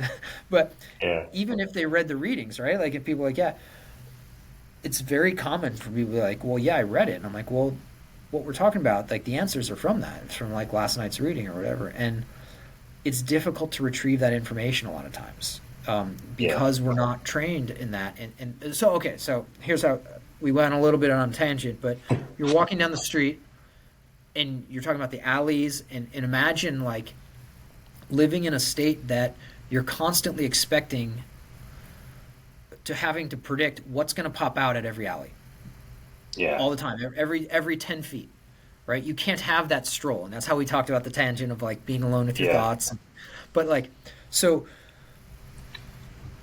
I'm glad that you went on that tangent actually, because self-regulation is something that I teach parents that they need to teach their children it. And when you're constantly entertaining them and constantly giving them activities to do, you're never giving them the opportunity to develop that ability. And that's where they learn emotional regulation. That's where they enhance their creativity, their imagination, and that's what helps them. The ability to cope without screens. That's what's can I, missing. can I, can I make a provocative statement beyond that? Can I take that a little bit further? Absolutely. They're not just missing out on teaching that to their children, but they're missing out on being parents Mm, because that is parenting. mm, And I say that as a parent, right? Like I've done it, guilty as charged. Like, yeah. but like when you talk about being present as a parent. So I'm 42. I'm old. I'm the oldest of seven, and so I helped raise a lot of my younger kids. Their dads basically split, went AWOL, and so I was kind of like the de facto dad or uncle for some, certainly the younger ones. And so I've kind of seen a lot of them grow up, and now I've got a toddlers. Mm, So like, so I kind of have like a dual perspective of like, this is almost like my second time around. And so like, what a lot of parents, especially of young kids, don't realize is like the time will go, and they're gonna leave, yeah. and you're going to wish you had this time back. And that's when I say with that provocative kind of statement, you're missing the chance to be a parent. This is your chance to connect with your child, and those days will end. Mm, Like you won't have a chance to do that parenting. And it's not the way that parenting has often been thought about. Like when I was like, we see this like, you know, and grandparents a lot, like, or or sitters. They think you can put them in front of the TV, or I'll just make dinner and they'll go play. And like my wife and I are pretty active, involved parents because we've had a special needs kid, so we couldn't look away. We had to always pay attention, like 24/7. It destroyed us. I mean, we were really, really exhausted, but like we couldn't just go let him play and do these other things because he could have really gotten hurt on certain things. And so, and we were pretty committed to like not a lot of screen stuff. Mm. Good on you. Well, we had our exceptions, right? Like we watched a few shows that we like. We really like The Friar, which is like we really like anything that's really cheesy, like what you would think of as like a B grade production level, because it's slower and simpler, and the messaging is better. So like it's kind of like paradoxical, but like stuff people wouldn't usually like, we liked, and we'll find stuff from the '90s, and so we found that though, like by being present as parents, like we had to actually be there and oh, and I should say part of his special needs is he couldn't eat. He was allergic to pretty much every food, so he couldn't eat food. Okay. So he had to nurse for 2 or 3 years, and like it was a different conversation. But the point is that when he needed to be parented, when he had a need, like he was crying or this and that, we couldn't just put on Blippi or Bluey or whatever the things are, right? We could, and what I would tell parents that to understand what that impact was, I'm like, also like when your kid's crying, did you give him a lollipop? Sometimes, yeah. Did you give him? Oh, you know what they love, right? Strawberry banana stuff. He was allergic to that. Couldn't eat it. Couldn't eat anything. So anything, a cookie, can't, like literally stuff that our parents raised us to be so used to, like, well, just give him this and it makes it better. We had to you had to actually parent. And I don't mean that in like a disparaging way to other parents, but like to your point, they're not just missing out on teaching those things to their kids. They're missing out on the difficult parts, but the enriching, exceptionally rewarding parts of parent. Like we had to, like, if the kid was losing his mind, having to talk like a situation or whatever, we couldn't buy him off with strawberry banana snacks. We had to actually parent. We had to listen to him and figure out what is wrong, what is his needs, and we had to actually try to serve them. And I mean, we have a great relationship. We got to know him so much better. He speaks like an adult, and he's like 3, like, because we use our words. And let me tell you, it is backbreaking, and I'm always tempted. I want to say it's soul sucking because it's destructive. But it's absolutely not soul sucking. It is soul building. It is soul enriching. But man, is it tough.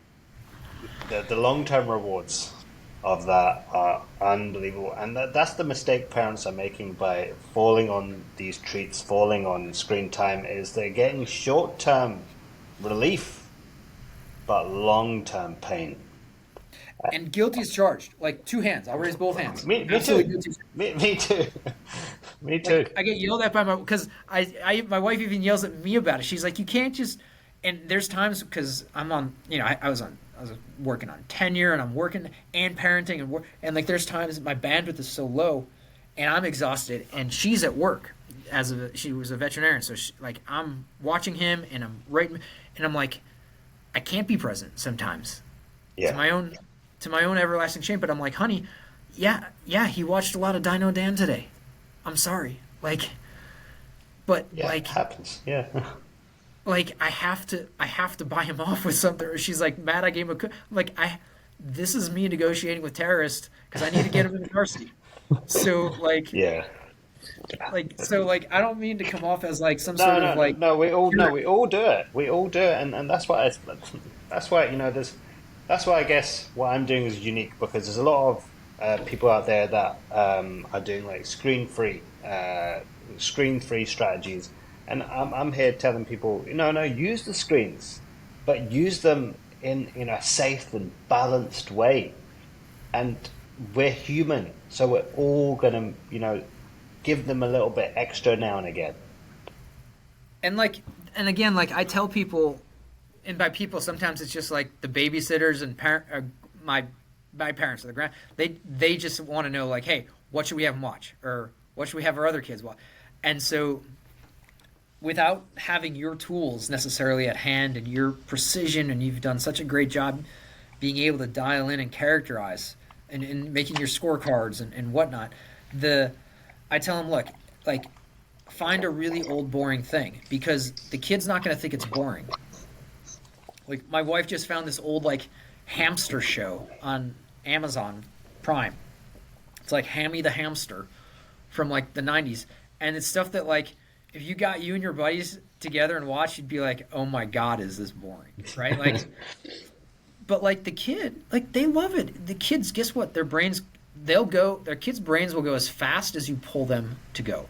But you shouldn't be pulling them to go. They will, if we want them to develop that skill neurally and cognitively of slow thought, of paying attention, of thinking through things, having them watch us, like, they like thinking through a slow animal show. Like I said, he likes this Hammy the Hamster thing. We used to watch The Friar, which is like a Catholic TV little, like, clips from the 90s. Like, they like the slow stuff. It's as long as they don't know that there's cognitive cocaine out there, then they're gonna like the slow stuff. Yeah, And that sets the baseline for them. well, and to bring it home back to that, like, walking down the street analogy with the alleyways, because it really is part of the answer to your question of the differential of conditions. Imagine living in that way where you're constantly expecting you have to constantly predict what's going to pop out, what's going to come around the corner, what's around this one, as opposed to a long country road that you can see everything ahead of you. And so you're much more chill, a nice casual country stroll, rather than have your guard up and you're on edge at night through every corner of town every 5 feet. The type of developmental difference for a person in that condition A versus B is going to be so profoundly different. And think the anxiety that it will induce. And then, like, because you never know. And then what if you take that, I'm constantly expecting something, and now they walk on a long country road. Well, they no longer have to, that prediction doesn't have to happen all the time. And so what is it that your brain doesn't know what to do then other than predict. Yeah. And I think that that's part of what's happening in these situations. I'd like to prove that by using some of the tools that you've developed to actually measure that. Because we know that those pre-stimulus states matter. We know that there's ongoing neural activity. And we know that they're actively engaged in predicting what's upcoming. And so that duration that they're predicting, though, they might be predicting normally what's going to happen in 10 seconds from now. Well, it gets shortened. Now they're predicting what's happening in 5 seconds, 4 seconds, 3 seconds, 2 seconds. Now I'm constantly predicting, and so you're going to be much, much more anxiety developing, all those things, if you really extrapolate those principles out. Yeah. I'm with you exactly. When they haven't gotten used to those country strolls, they haven't built the facility to have those internal thoughts, because they're constantly on edge, and that's why people talk about fight or flight a lot. It's like, yeah, it's fight or flight inducing.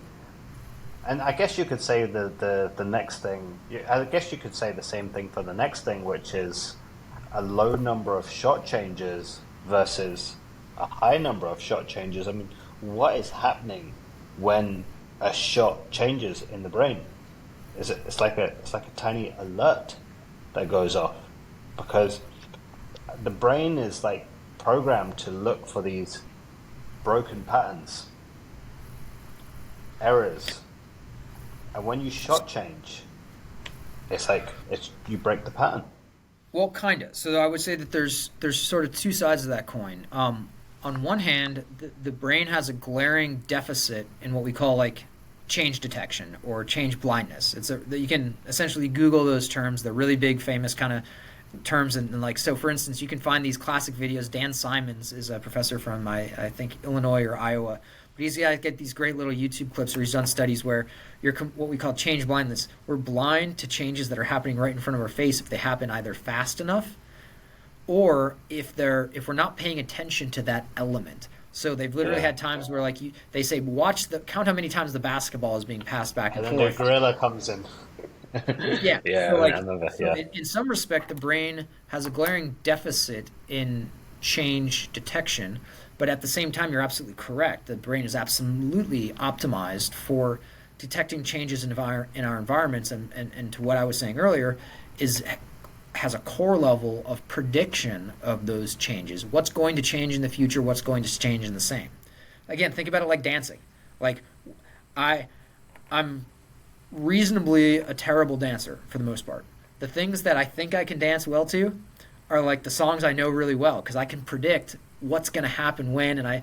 But if you take someone and put them in a totally different dance genre with a totally different beat structure, essentially like take your parents and put them into your music, they don't know how to dance to that. They know how to dance to the beat and the predictions that they know they can expect to happen. Now, to your point about the brain's optimization for detecting changes, one thing that I think I always extol in classes, and maybe your audience might be interested to know, is like there's really core principles that were learned from, for example, in the visual system, that there is essentially spontaneous activity that's happening. So that is to say, if you measure the action potentials or the neural firing of cells, they don't just fire, let's say the cells in your eye.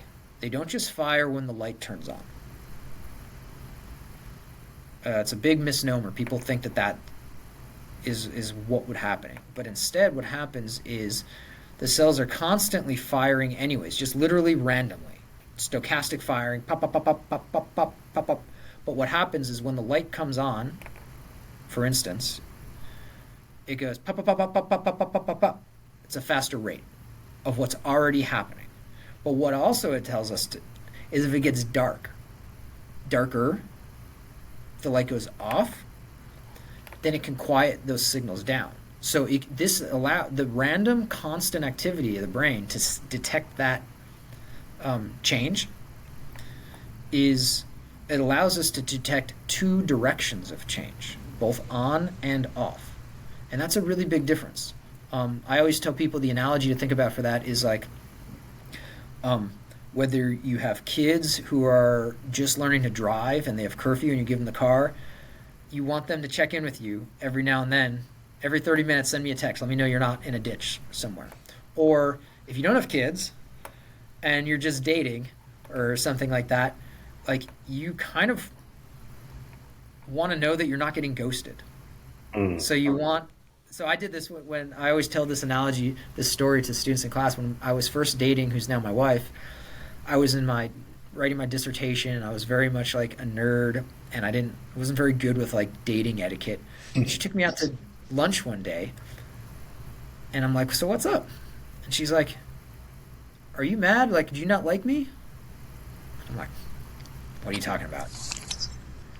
And she's like, well, like, you don't really text me that much, and like all my friends in relationships, like they banter a lot and they text back and forth. And I'm like, well, they've been in relationships for years and they're not writing a dissertation right now. Like, I'm sorry, I don't do a lot of texting, right? Like, I'm just being a very dumb dude. And so she goes on to say, she's like, yes, but she's like, you don't answer like my text. I'm like what? Tell me, what do you mean I don't answer your text? She's like, well, this morning, like I asked, how are you? And I said, yeah. And didn't I answer okay? Right. So like, right. Obviously I know better now. I mean, we've been together for what, 15 years now or something. But the point is, it's a lesson to the students in class that like, this was my lack of understanding that it's not just for me. I gave an on signal. I said, I'm okay. Boom. Stimulus response. She said, how are you? I gave an answer. We're good, right? But I didn't understand that there's so much more that the brain needs. She had an expectation, right? This is the point of banter back and forth in relationships. You know you're not getting ghosted because you know, and you know your 17-year-old isn't in a ditch on the side of the road at a late night party past curfew, is because you're expecting there should be a regular, predicted, some sort of like text back and forth. And when it drops off and it goes silent, that is the most important signal you'll get. You don't want you like it when your significant other says, I love you back, or some schmoopy, nice little thing, but that's not the most important signal you get from them on your text. The most important signal is nothing. And I always ask, I have a lot of women in class. Psychology has a lot, like 90% women. And I ask them, I'm like, do you get worried? Like, what happens if you get nothing? And they're like, that's the worst signal, right? Is if you get ghosted. Like, when they start saying, I love you, this, but then it goes flat. They're like, that's the worst thing. If you're a parent, you have a 17-year-old, that's the worst signal. You don't want, if they're in a jam and they're stuck with their friends, if they're going to jail, you don't care. Just call me and be like, hey, I got picked up for speeding. They're taking me to jail. Great. I'm glad you're alive. I'm glad you're healthy. I'll see you in jail. We're going to talk about this. But, you want to know the worst thing is an absence. The worst thing is nothing. Yeah. In that respect. And the brain will detect both the on and the off of that because there's constant normative activity. Because it's constantly predicting the future and taking it home to your point, when you have all this stimulation and it's used to predicting what's going to happen every 10 to 30 seconds, and now you've got a toddler's brain predicting there's going to be a new thing coming in a half second. That's a fundamentally different cognitive delivery system that our species has never, ever had to handle and experience before in 10,000 years. It's true. I hadn't really thought about it like that. And it presents new challenges to humans, and it's uncharted territory for parents. And people just don't really know what the answer is, and they're just getting a whole bunch of different answers from people because people are measuring it off different types of content, different types of cognitive delivery systems. Yeah. And that's why honestly, like, this is why I was so fascinated. Like, when I saw your feed, so the conversation you and I have been having, my wife has the misfortune of essentially being married to a cognitive psychologist because I've been telling her this for 3 years with the baby. I'm like, don't do this. And at first she kind of thought I was a little bit wacky, but she indulged me. She was a very good wife and was like, all right, if you don't want them watching this stuff, fine. And then she came around and she started seeing it. Like, she was the one who pointed it out, that change in the Wiggles over a decade. And now she's seen it with her own eyes, so she gets it. So, but she's had to basically be married to me, like, spurging out about this stuff with passion, because to me, this is manifesting on our toddler everything we study and know in cognitive psychology, that I'm like, oh my gosh, this is a giant freight train coming. Oh, holy crap. And when I saw your feed, I'm like, oh my God, you were the first guy and the only feed of person I've actually seen not just talking about it, but measuring it. And I think that's such an important thing that you're doing and contributing. First of all, just at a public awareness, public service level, that awareness is not being raised because as we talked about earlier today, there's great things being raised in literature just saying screen time is bad. And yes, we have to overcome those haters at the bar, but it's ultimately a straw man argument. Like, of course it's bad, or at least of course it can be bad, and it is often used in a way that has a bad outcome. But nobody is doing at least what I can see, doing it the way you're doing it, thinking about the way you're doing it, and most importantly, bringing an actual measurement tool to quantify it. Because from there, we can actually show a mechanistic explanation for why it's bad. And so when I saw your feed, I'm like, honey, you got to see this. 'Cause I'm on her phone because I borrow her phone to see Instagram. And I'm like, this guy's, he's not just saying what I'm saying, which always feels good, right? When somebody's saying what you're saying. Yeah, but to your wife, we did that. But it's like, like every husband loves pointing to his wife and being like, this guy's saying the same thing I've been saying, right? But instead, I'm saying way more. I'm like, not only but I'm like, he's actually showing the link. Like, he's showing the tools, these metrics. I'm like, this is exactly this is what I've been talking about. And what's so remarkable and I think exceptionally useful about what you've provided in that respect, and you break it down really nice, is you give parents the tools to not just understand it for themselves, but they need to be able to communicate those tools and the rationale and the reasoning to their babysitters, to the grandparents, to anybody else who's going to have an influence over the children, where they can say, please don't do this, this, and this, but here's why.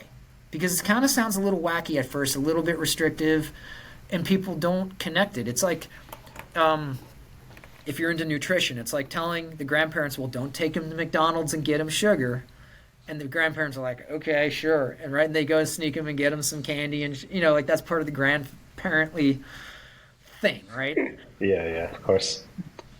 But getting the ability to share what you are delivering, your content, I think, can give, for instance, like the grandparents, an explanation of, I'm not just screwing around here as a parent asking to like not do this, but this is, please don't give the kid cognitive cocaine.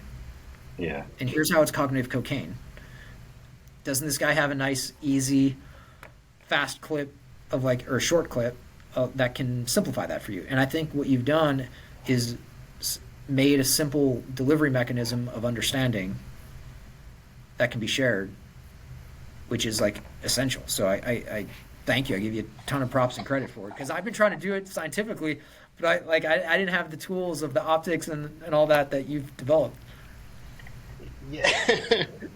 No, thanks very much, Rick. It seems like this conversation was very meant to be, and especially since you worked on the stroboscopic light therapy stuff similar to me, and what's even more coincidental, when you were talking about ghosting,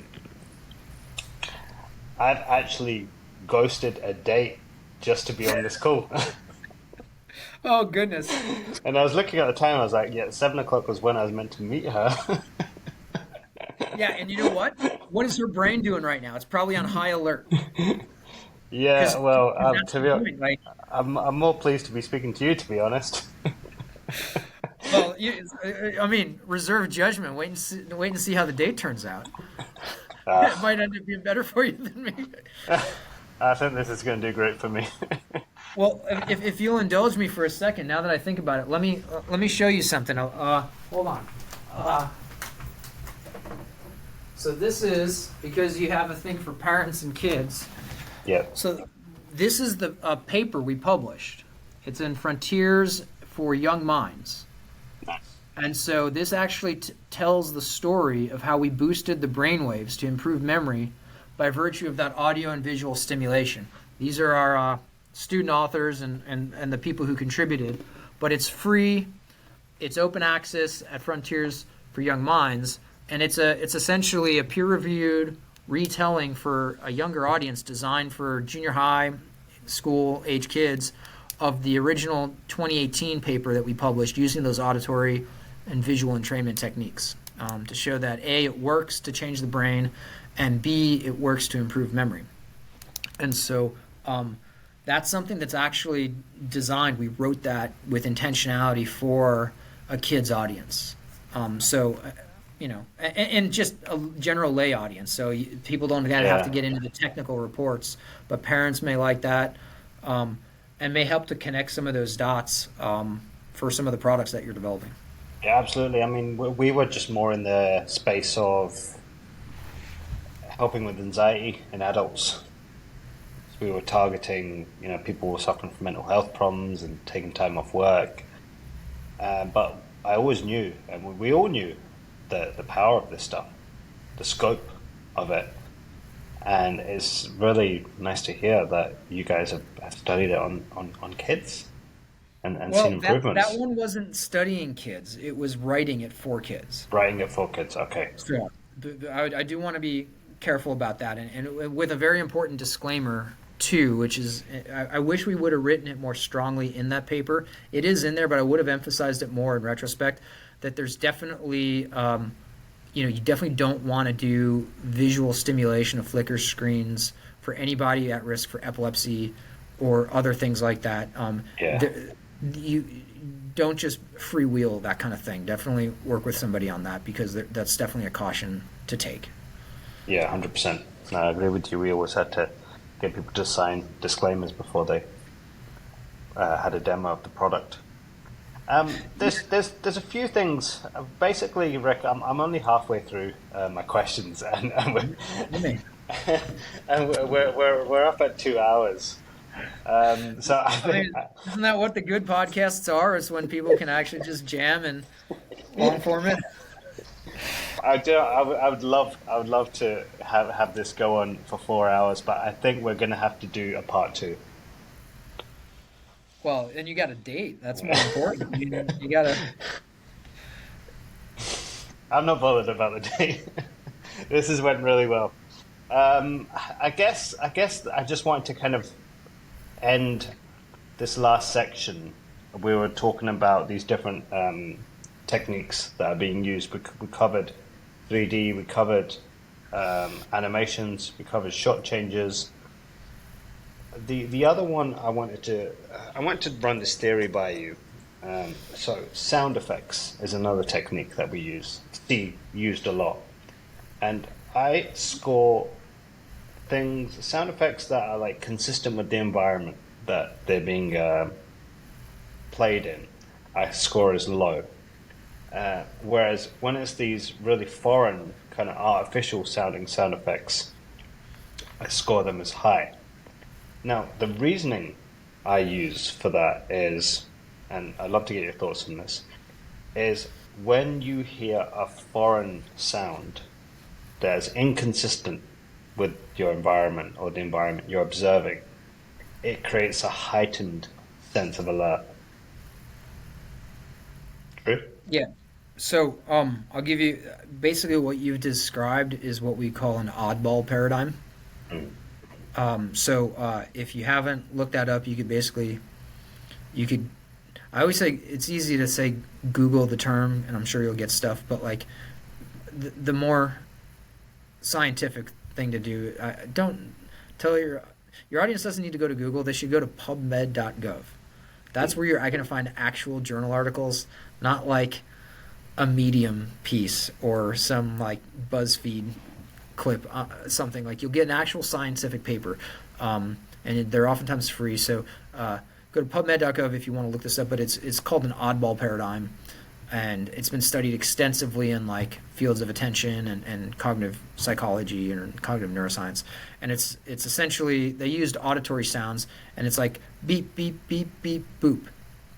The boop shows a big jump in brain activity. And it goes back to the principles that we were talking about before: sensitization, habituation, all these things that the brain learns to once it learns that, say, all those beeps are the same, like the same consistent background stimuli with whatever your context is, then it starts paying attention to it originally, but then you're just like, oh, okay, it's part of the system. Then you start kind of tuning it out. You get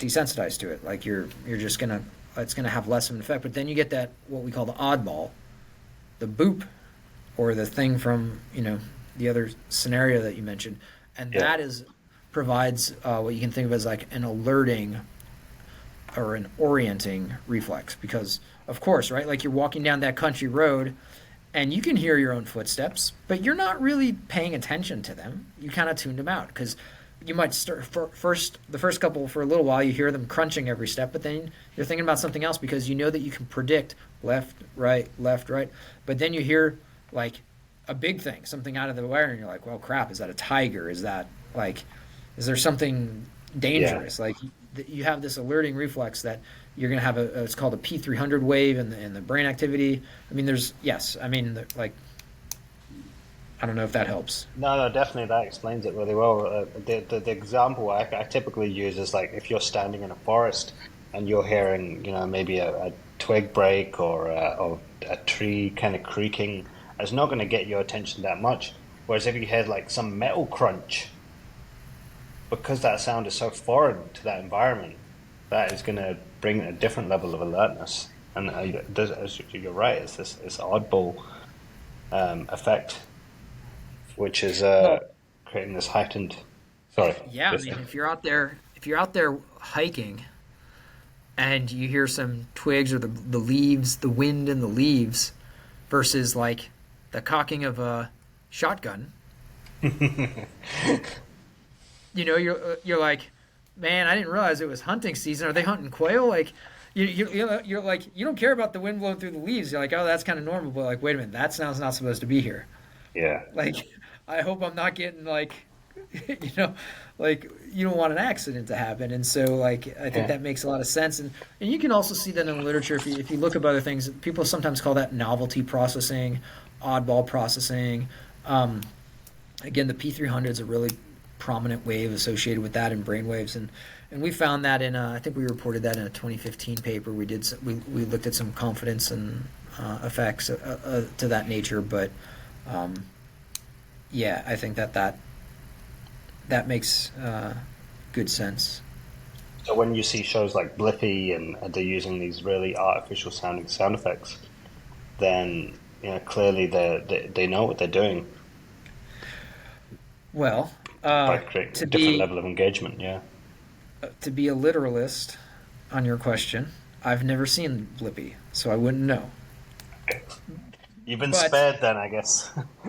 but putting that literalist aside, yes, I mean you're absolutely right. I mean, and this is part of what, like I said, or very in the earlier part of our conversation, I'm I'm trying to operate with as much goodwill as I can bring forward without being too cynical and all that, and just assume a lot of this stuff is like unintentional and just essentially designed to make money, but not thinking that it's hurting people at the same time. In which Yeah. case, right? Like, if I can make money and not hurt people, sign me up. Yeah. But who doesn't like that?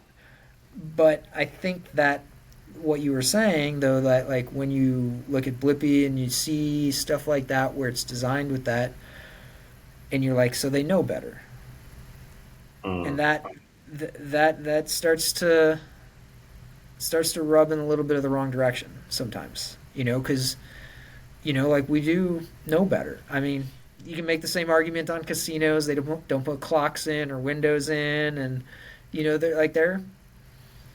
they give free drinks. They're trying to get you drunk to make bad decisions with your money while gambling.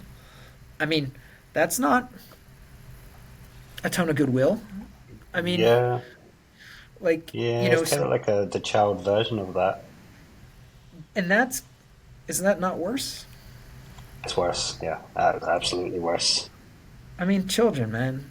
And so, like, Yeah. They don't have the facility to say, "No, I've had too much. I'm just going to put it down." so yeah, someone somewhere is engineering the products. They're making the shows with intentionality. And at Hmm. least to the one anecdote that I mentioned of that Wiggles analogy, they did it with intentionality over time. They took the same music and the tempo just got faster. Like, Mm. I don't know. I mean, and it So makes kind sense. of busy, fast music. Again, it's just that bit more stimulating than simple music with lower instruments. That was actually the next one, but I think that's pretty much straightforward. Everyone knows that. The other thing is composed characters versus erratic characters. What do you mean by that precisely? Like, is seeing very animated erratic characters more stimulating than composed characters, and how is that more stimulating? By composed, you mean like their demeanor? Yeah. Yeah. I mean, at a raw, like sensory processing level, naturally the erratic ones, it's more like there's more moving parts, means there's more things you have to pay attention to, um, or at least that you're likely to spread. And so when we talk about attention, there's a fixed like limit of what we can attend to. Um, Essentially think of your bandwidth, right? You can't pay attention to everything. So you're going to drink from a fire hose. you're going to get what you can, and the rest of it's going to have to fall out. And so attention works in the same way. Like we have a fixed limit, and then you have your peripheral attention and your spotlight of attention. But the idea is that you can only pay attention to so many features. And for certain people and at certain times, the numbers of features might be a little bit different. Okay, and you can probably train that up a little bit to be a little bit more and sometimes. But like at the end of the day,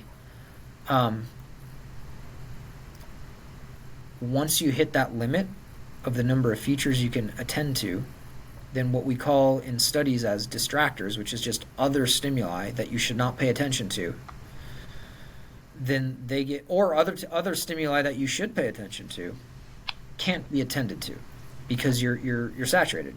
You're those slots of attention are already or working memory, and this is where attention and memory are so interdependent, because your working memory system is dependent upon attention to get the information into your short-term memory, and they're two hands working together, and so you can't pay attention anymore to the other things. Now, sometimes we call those distractors that you're not paying attention to, but sometimes like distractors can be really important. Like that is, you need to like see the other things in your environment so that like you don't step in a pothole, or you don't walk into a sign or a pole, or you don't hit a car that you're not paying attention to. And really, really life-changing mistakes, life-ending mistakes, and sometimes like lots and lots of things are so many deaths are happening, or injuries, just by virtue, when you break it down, of like failures of attention. So I'm a pilot as well on the side, and for Civil Air Patrol we do a lot of crash analyses, and we'll do search and rescue for crashes. So we do a lot of these analyses, and so many of them come down to pilot errors of attention. And the same thing in life with car accidents, with things at home in the emergency rooms. So sticking with your question of those numbers of things, the erratic person or the erratic stimuli, you're absorbing that bandwidth. You're soaking up those resources of the child's attention, and you're getting them, and they can no longer pay attention to the other core facets, or they're more distractible then because they're paying attention to everything, which means you're kind of paying attention to nothing because it's all changing so fast. You're just kind of looking around. So yeah, I mean, just painting with a broad brush, composed is going to be much better, and that's why, you've heard me say a couple times in our conversation today, like the stuff that we give to our kids, and we kind of, if we have a babysitter or grandparent watching them, we say like, have them watch The Friar, have them watch Hammy the Hamster.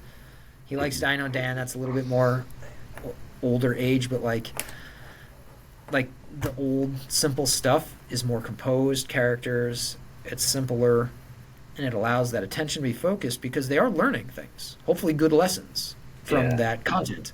And you want that stuff to get in. You want the content to, which, if you're talking about a high level cognitive like learning of a message, of a lesson, of a rule for a kid, then that means they need to think about it. And just like our walk in the countryside versus a distracted walk down a busy city road, that erratic characters, all those other things, means you're constantly just micro distractions of other pieces of your attention, which means your cognition can't distill and just think about the thing, the message. I agree completely. The last thing is more about emotions. So if children watch a show and it's got a high emotive narrative, maybe there's some characters hurt, there's a rescue mission, high emotion in it, versus a low emotive narrative where it's maybe like Mr. Rogers just talking about tying his shoelace or something. Something that he does. What are the differences on what is the impact on stimulation compared to those two situations? I know this one's a bit more complicated. Yeah, I mean, I would say, kind of like one of your earlier questions. I mean, the the general answer to the general version of the question is that you've added an extra vector or dimension. In this case, emotion. So,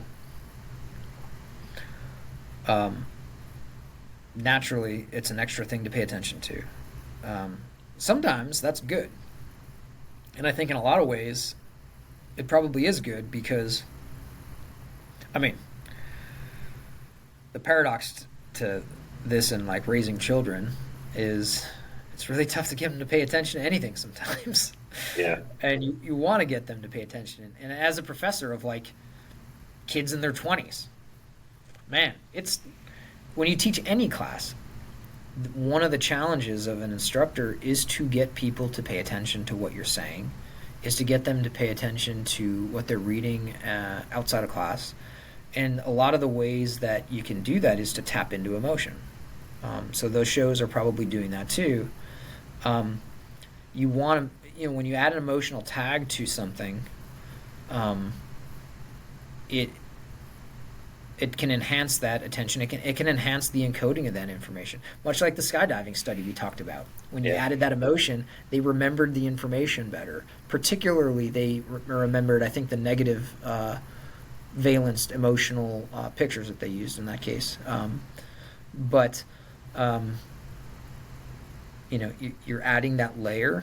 The flip side, and this is kind of like, what's the word? I don't want to say esoteric's the wrong word, but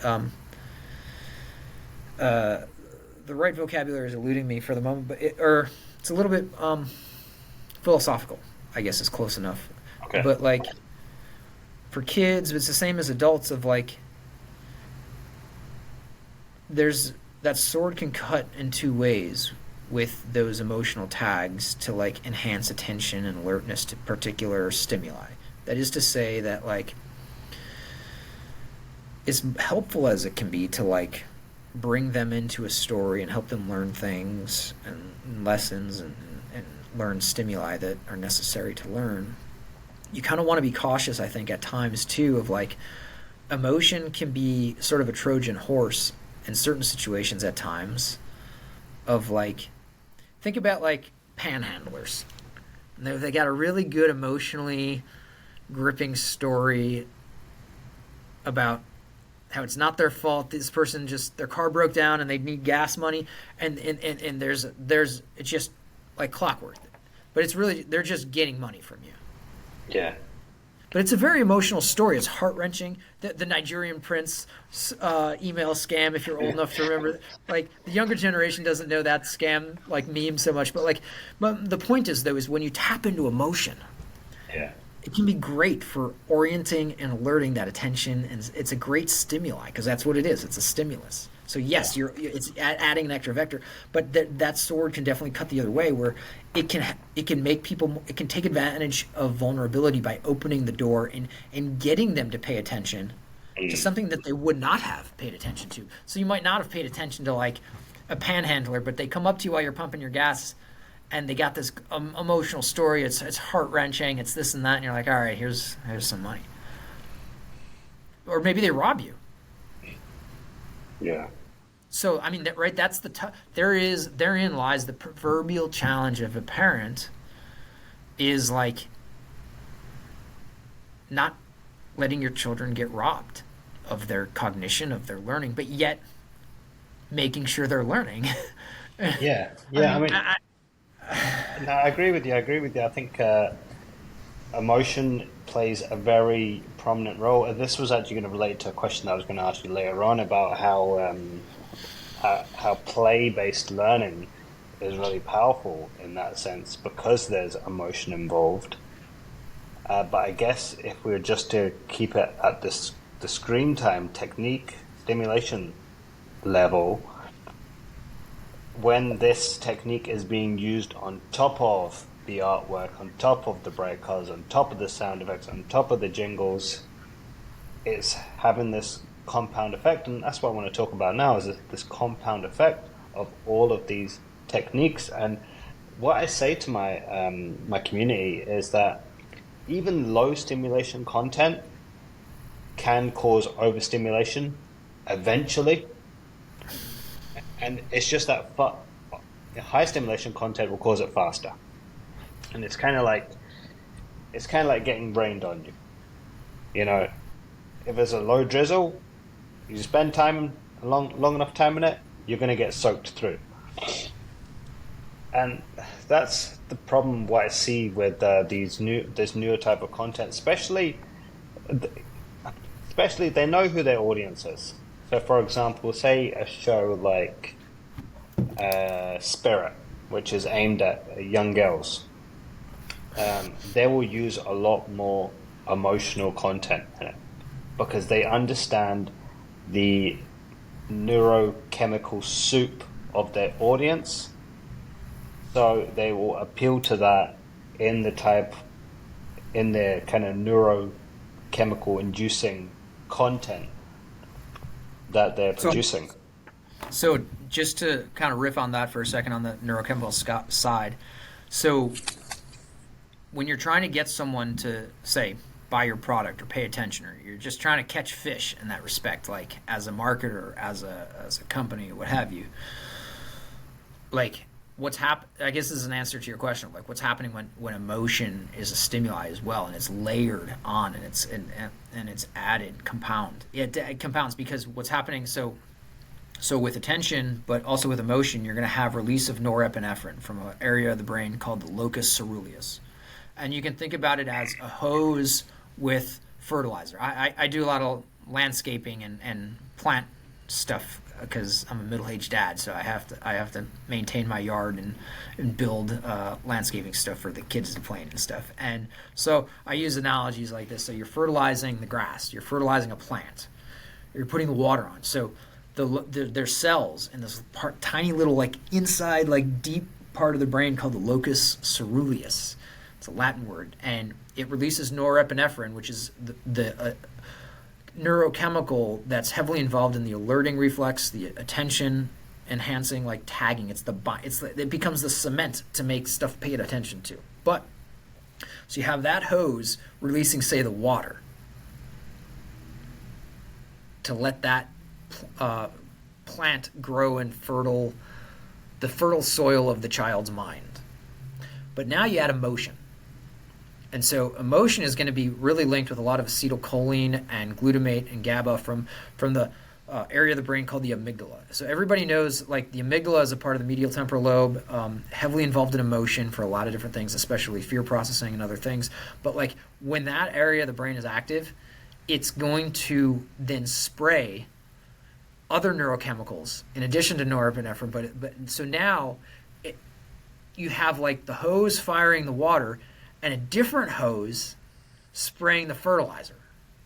Well, now it's going to go like that. The garden's going to bloom. But what you're talking about is like, is it a good bloom, or is it the flowers that are blooming, or is it the weeds? Mm. And therein lies like the core of our entire conversation today, which is like, are we growing something good, or are we using it to grow something bad? And I mean, there's proverbs about weeds versus like plants growing and things like that. And so it's right that those aren't easy things that I don't know that you or I have like the easy answers to. These are things parents have to wrestle with throughout time, immemorial, and they will. And they're going to have to be good parents, active parents, like we've talked about actually doing the parenting.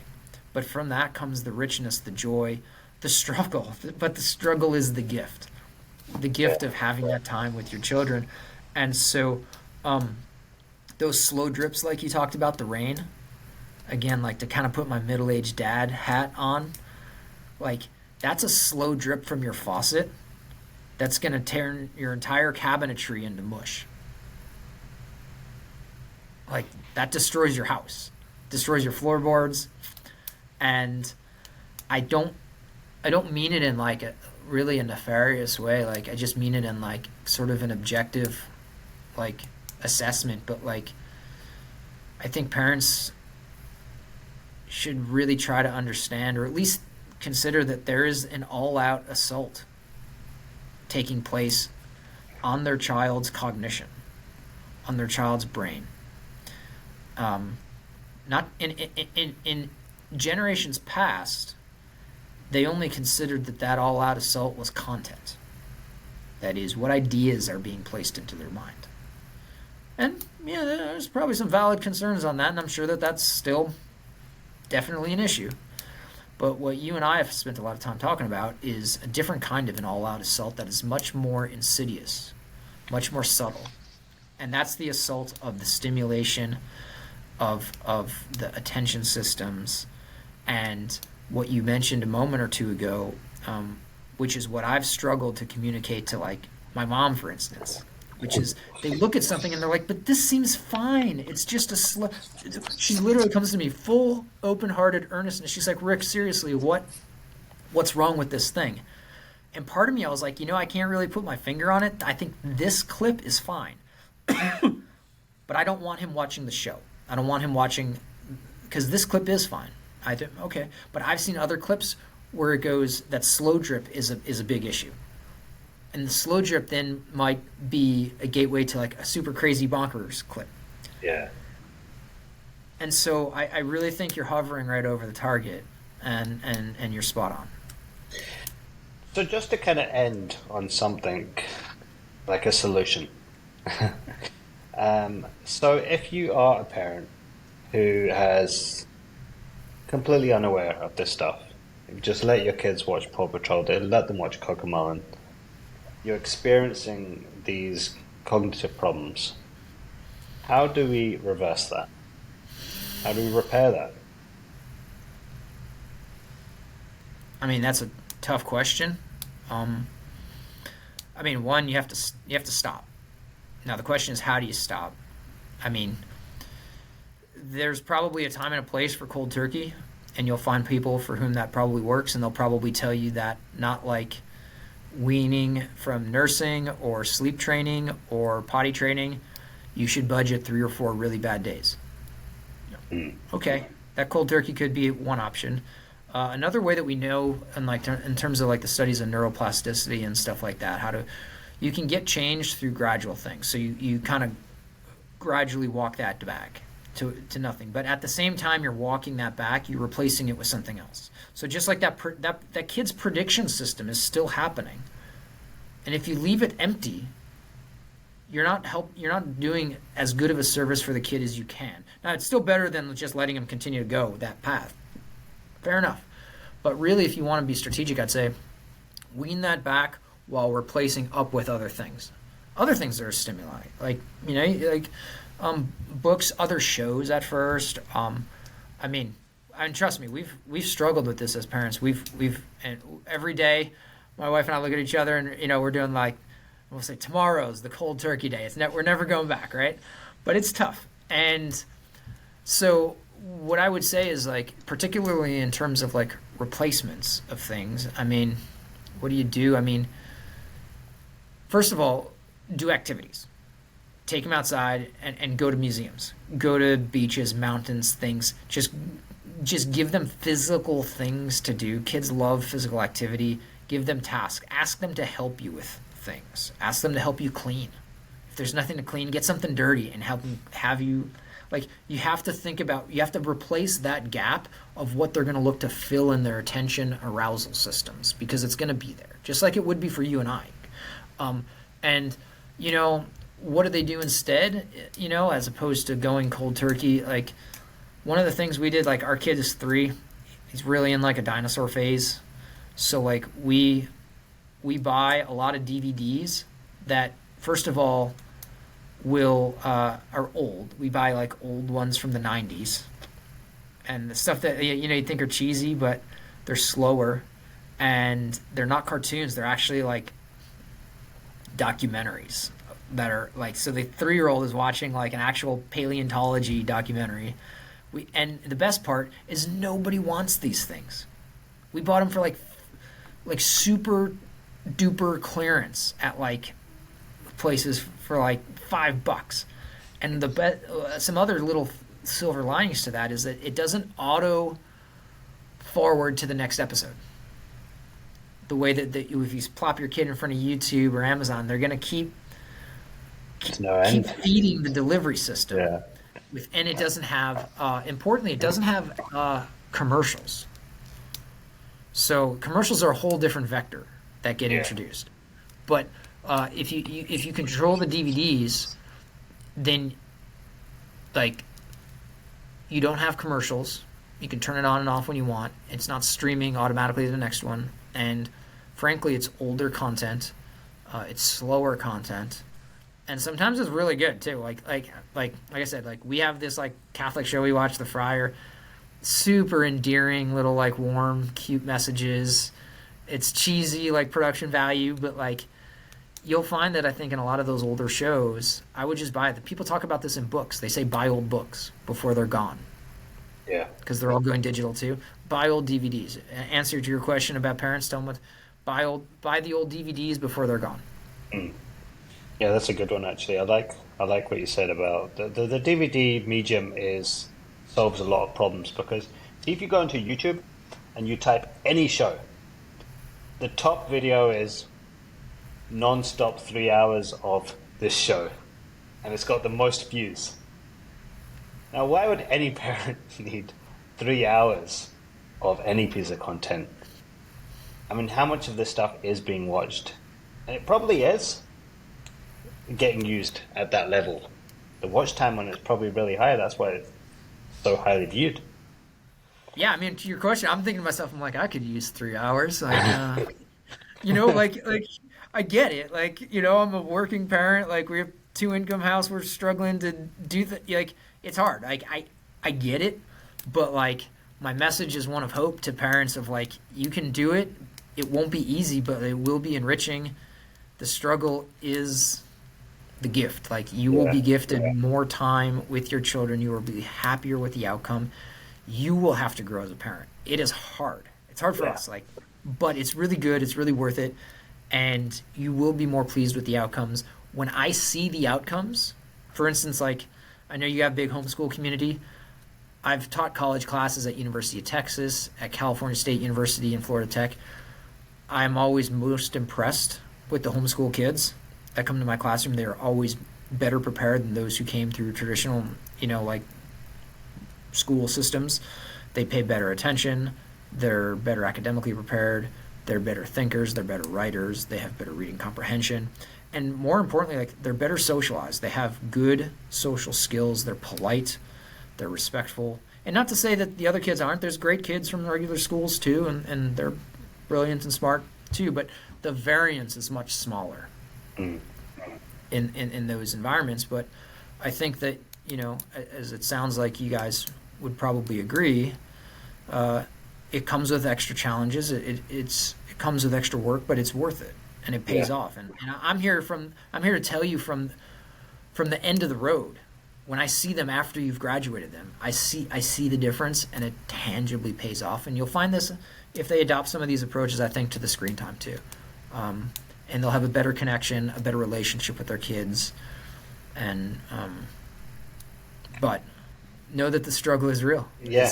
I mean, I guess to summarize that, it's not going to be easy. It's going to be front heavy. Yeah, sure. Let's taper them off. Let's do more activities with them, outdoor activities. Let's replace it with safer content. And the other thing, I guess, was essentially to repair this problem, we need to retrain new behavior. In us too. In us too, yeah. The new habits, new behavior, and that starts with the parent. And I always tell the parents that before we go start changing our kids' habits, we need to fix our own. They're Because the then toughest. yeah, that's the toughest because you always have more credibility. So one of the things I do with my kids is whenever they see me on my phone is like, no, I'm working. I'm working. So for that reason, I can never be scrolling on social media because that would like go against what I say to them. Whenever they see on my phone, oh, Dad's working. Because I want them to associate. Well, obviously, I've got a big page. My screen time would make you sick if I told you. But I want my kids to associate me being on my phone with me working.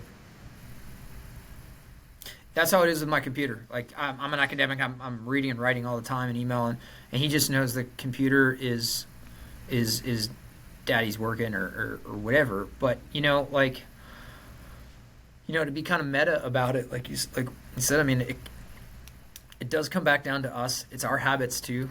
Like if you're unhappy with your children's habits, and I speak from experience, like I've been there and I'm still there. Like it, it means we're unhappy with ours. Yeah. And we're the parent. It's our responsibility, and it's us at the end of the day where the buck stops. And so, and if we make some of those changes and be more active parenting, we will benefit and we'll just enjoy it. But it will have difficulty, but the dividends will be much larger. Get them involved in what your work is. Like sometimes like create a project, get them to help you do something. They like helping, but like I said, I have a kid who just turned 3, and he will correct you for all the times you get the wrong. If you call a brachiosaurus a diplodocus, oh, like he knows all these crazy names. He doesn't speak in baby terms. Like they are a sponge, and they're gonna pick up whatever you water them with. Yeah. And so like give them the good content. Like he knows literally every animal's name, like every single dinosaur species, like in ways like it's mind-boggling. And he just came back from visiting some family, and when we take him out to other places, like he gets along well with kids, but people notice, like they're like, wow, like he doesn't act the same way. He acts more behaved. And granted, he has his misbehaviors. That's a whole other conversation. But I think that That's normal between from 2 to 4. That's normal. It's very normal. but it starts with us. And Yeah, yeah, absolutely. You need to lead the way. We need to retrain this new behavior. We need to leave room for them to learn self-regulation, because if you're constantly distracting them all the time, they're just not going to get that opportunity. We need to look at the world as that long country lane and not this crazy city block. well, think about that self-regulation. We talked about this a while back today, but like, think about that strawberry banana like placation analogy that we talked about a while back. Like, how do they learn self-regulation? It's not going to be on their own. It's from us and by us, and that's where we were saying like get involved, like do the actual parenting. Like when Yeah, they're crying, don't give them, don't buy it, and they're like, I'm guilty as charged of negotiating with terrorists. 100%. I negotiate with terrorists in that respect. Like I've given them cookies. But like when we went through that phase where we couldn't, we had to do what we would actually say is like actual parenting. They had to see we were teaching him self-regulation because he had to see that we were self-regulating and how we were responding to his cries of his needs that he couldn't even verbalize of what his needs were. And we had to figure out what that was, and we had to regulate ourselves. And in such doing, we also had to teach him how to regulate it without sticking something in his mouth yeah, or putting him in front of a screen. So the two biggest stimuli for the kids, right? Your eyes and your tongue. What they're watching and what they're tasting, we couldn't do. And it was yeah, so that is their self-regulation. They won't learn that on their own. You can't put them yeah, outside and tell them to figure it out and go outside and play and learn your self-regulation. As a compassionate note to parents, like it starts with us. It starts with you. You have to do it, model it, show it, and also teach it. And man, I mean it is tough, but you can do it. yeah. I mean, of course, in the beginning, they don't have the facility to know how to do it, so you need to kind of lead the imaginative play side of things. But as they get older, you kind of want them to start taking the lead, and you want it to be child-led, and you want them to gain that confidence that they're going to get that spark of inspiration and figure out what to do next. and that boredom is just like a transient state and it just passes.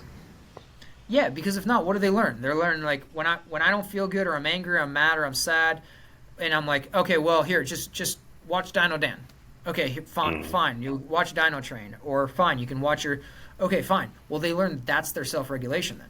Well, what happens when they're mad, sad, angry, but they can't do that? It goes back to our prediction model that we were saying. Like they don't have the thing that they're expecting to come in and save the day.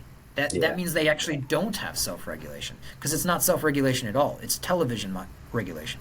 Mm. And so, I mean, yeah, I mean that's what I would say to parents to keep in mind of those elements because I, like I said, it's kind of like halfway my second round of kids. Like I have grown siblings that I helped raise who are nearly 30, and if like they're gonna find feedback from the front lines to parents of young ones are that you're going to have grown-ups that you will raise in their 20s and 30s who you will find yourself one day saying, why can't they self-regulate?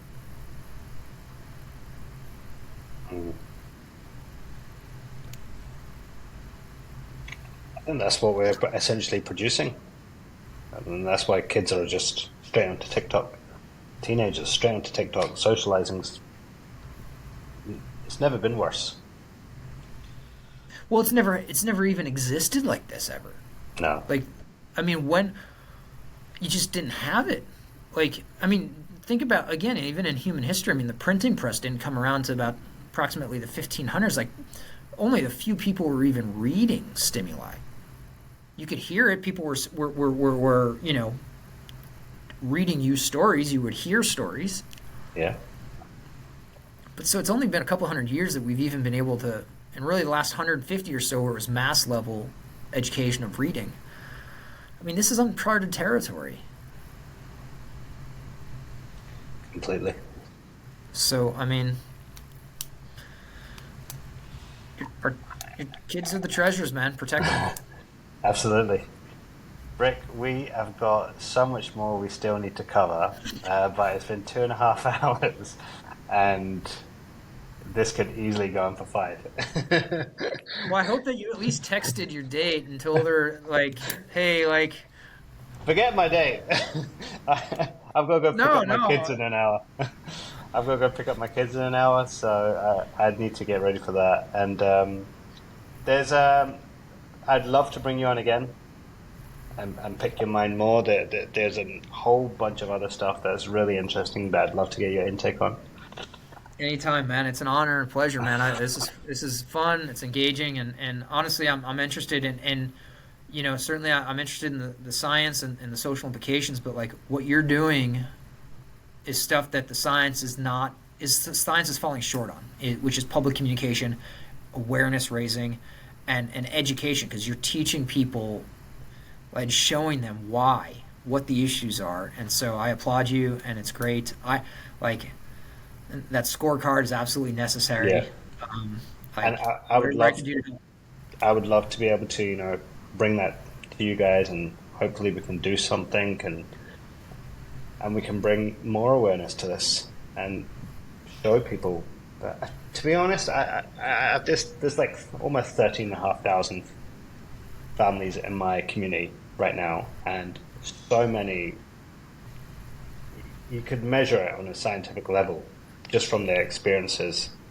of the way the children are behaving from these shows, and everyone's getting the same experience. Everyone's getting the same behavior, and then when they're following the protocols, a teach and changing what they watch, they're like reconnecting with their child again within a short space of time.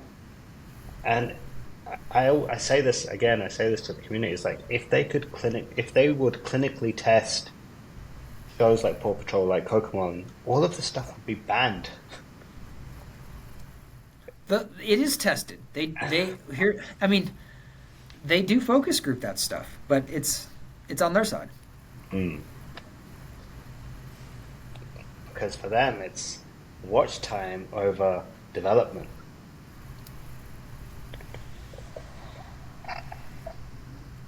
So it's a whole different vector. People think about like content. Like, is it a good show? Like, is it message? But like, we, yeah, it's a wholly different vector. I think the only way we're going to fix this is once we, as a culture, get comfortable with seeing content that kids just get up and walk away from. And that's a good marker of good content.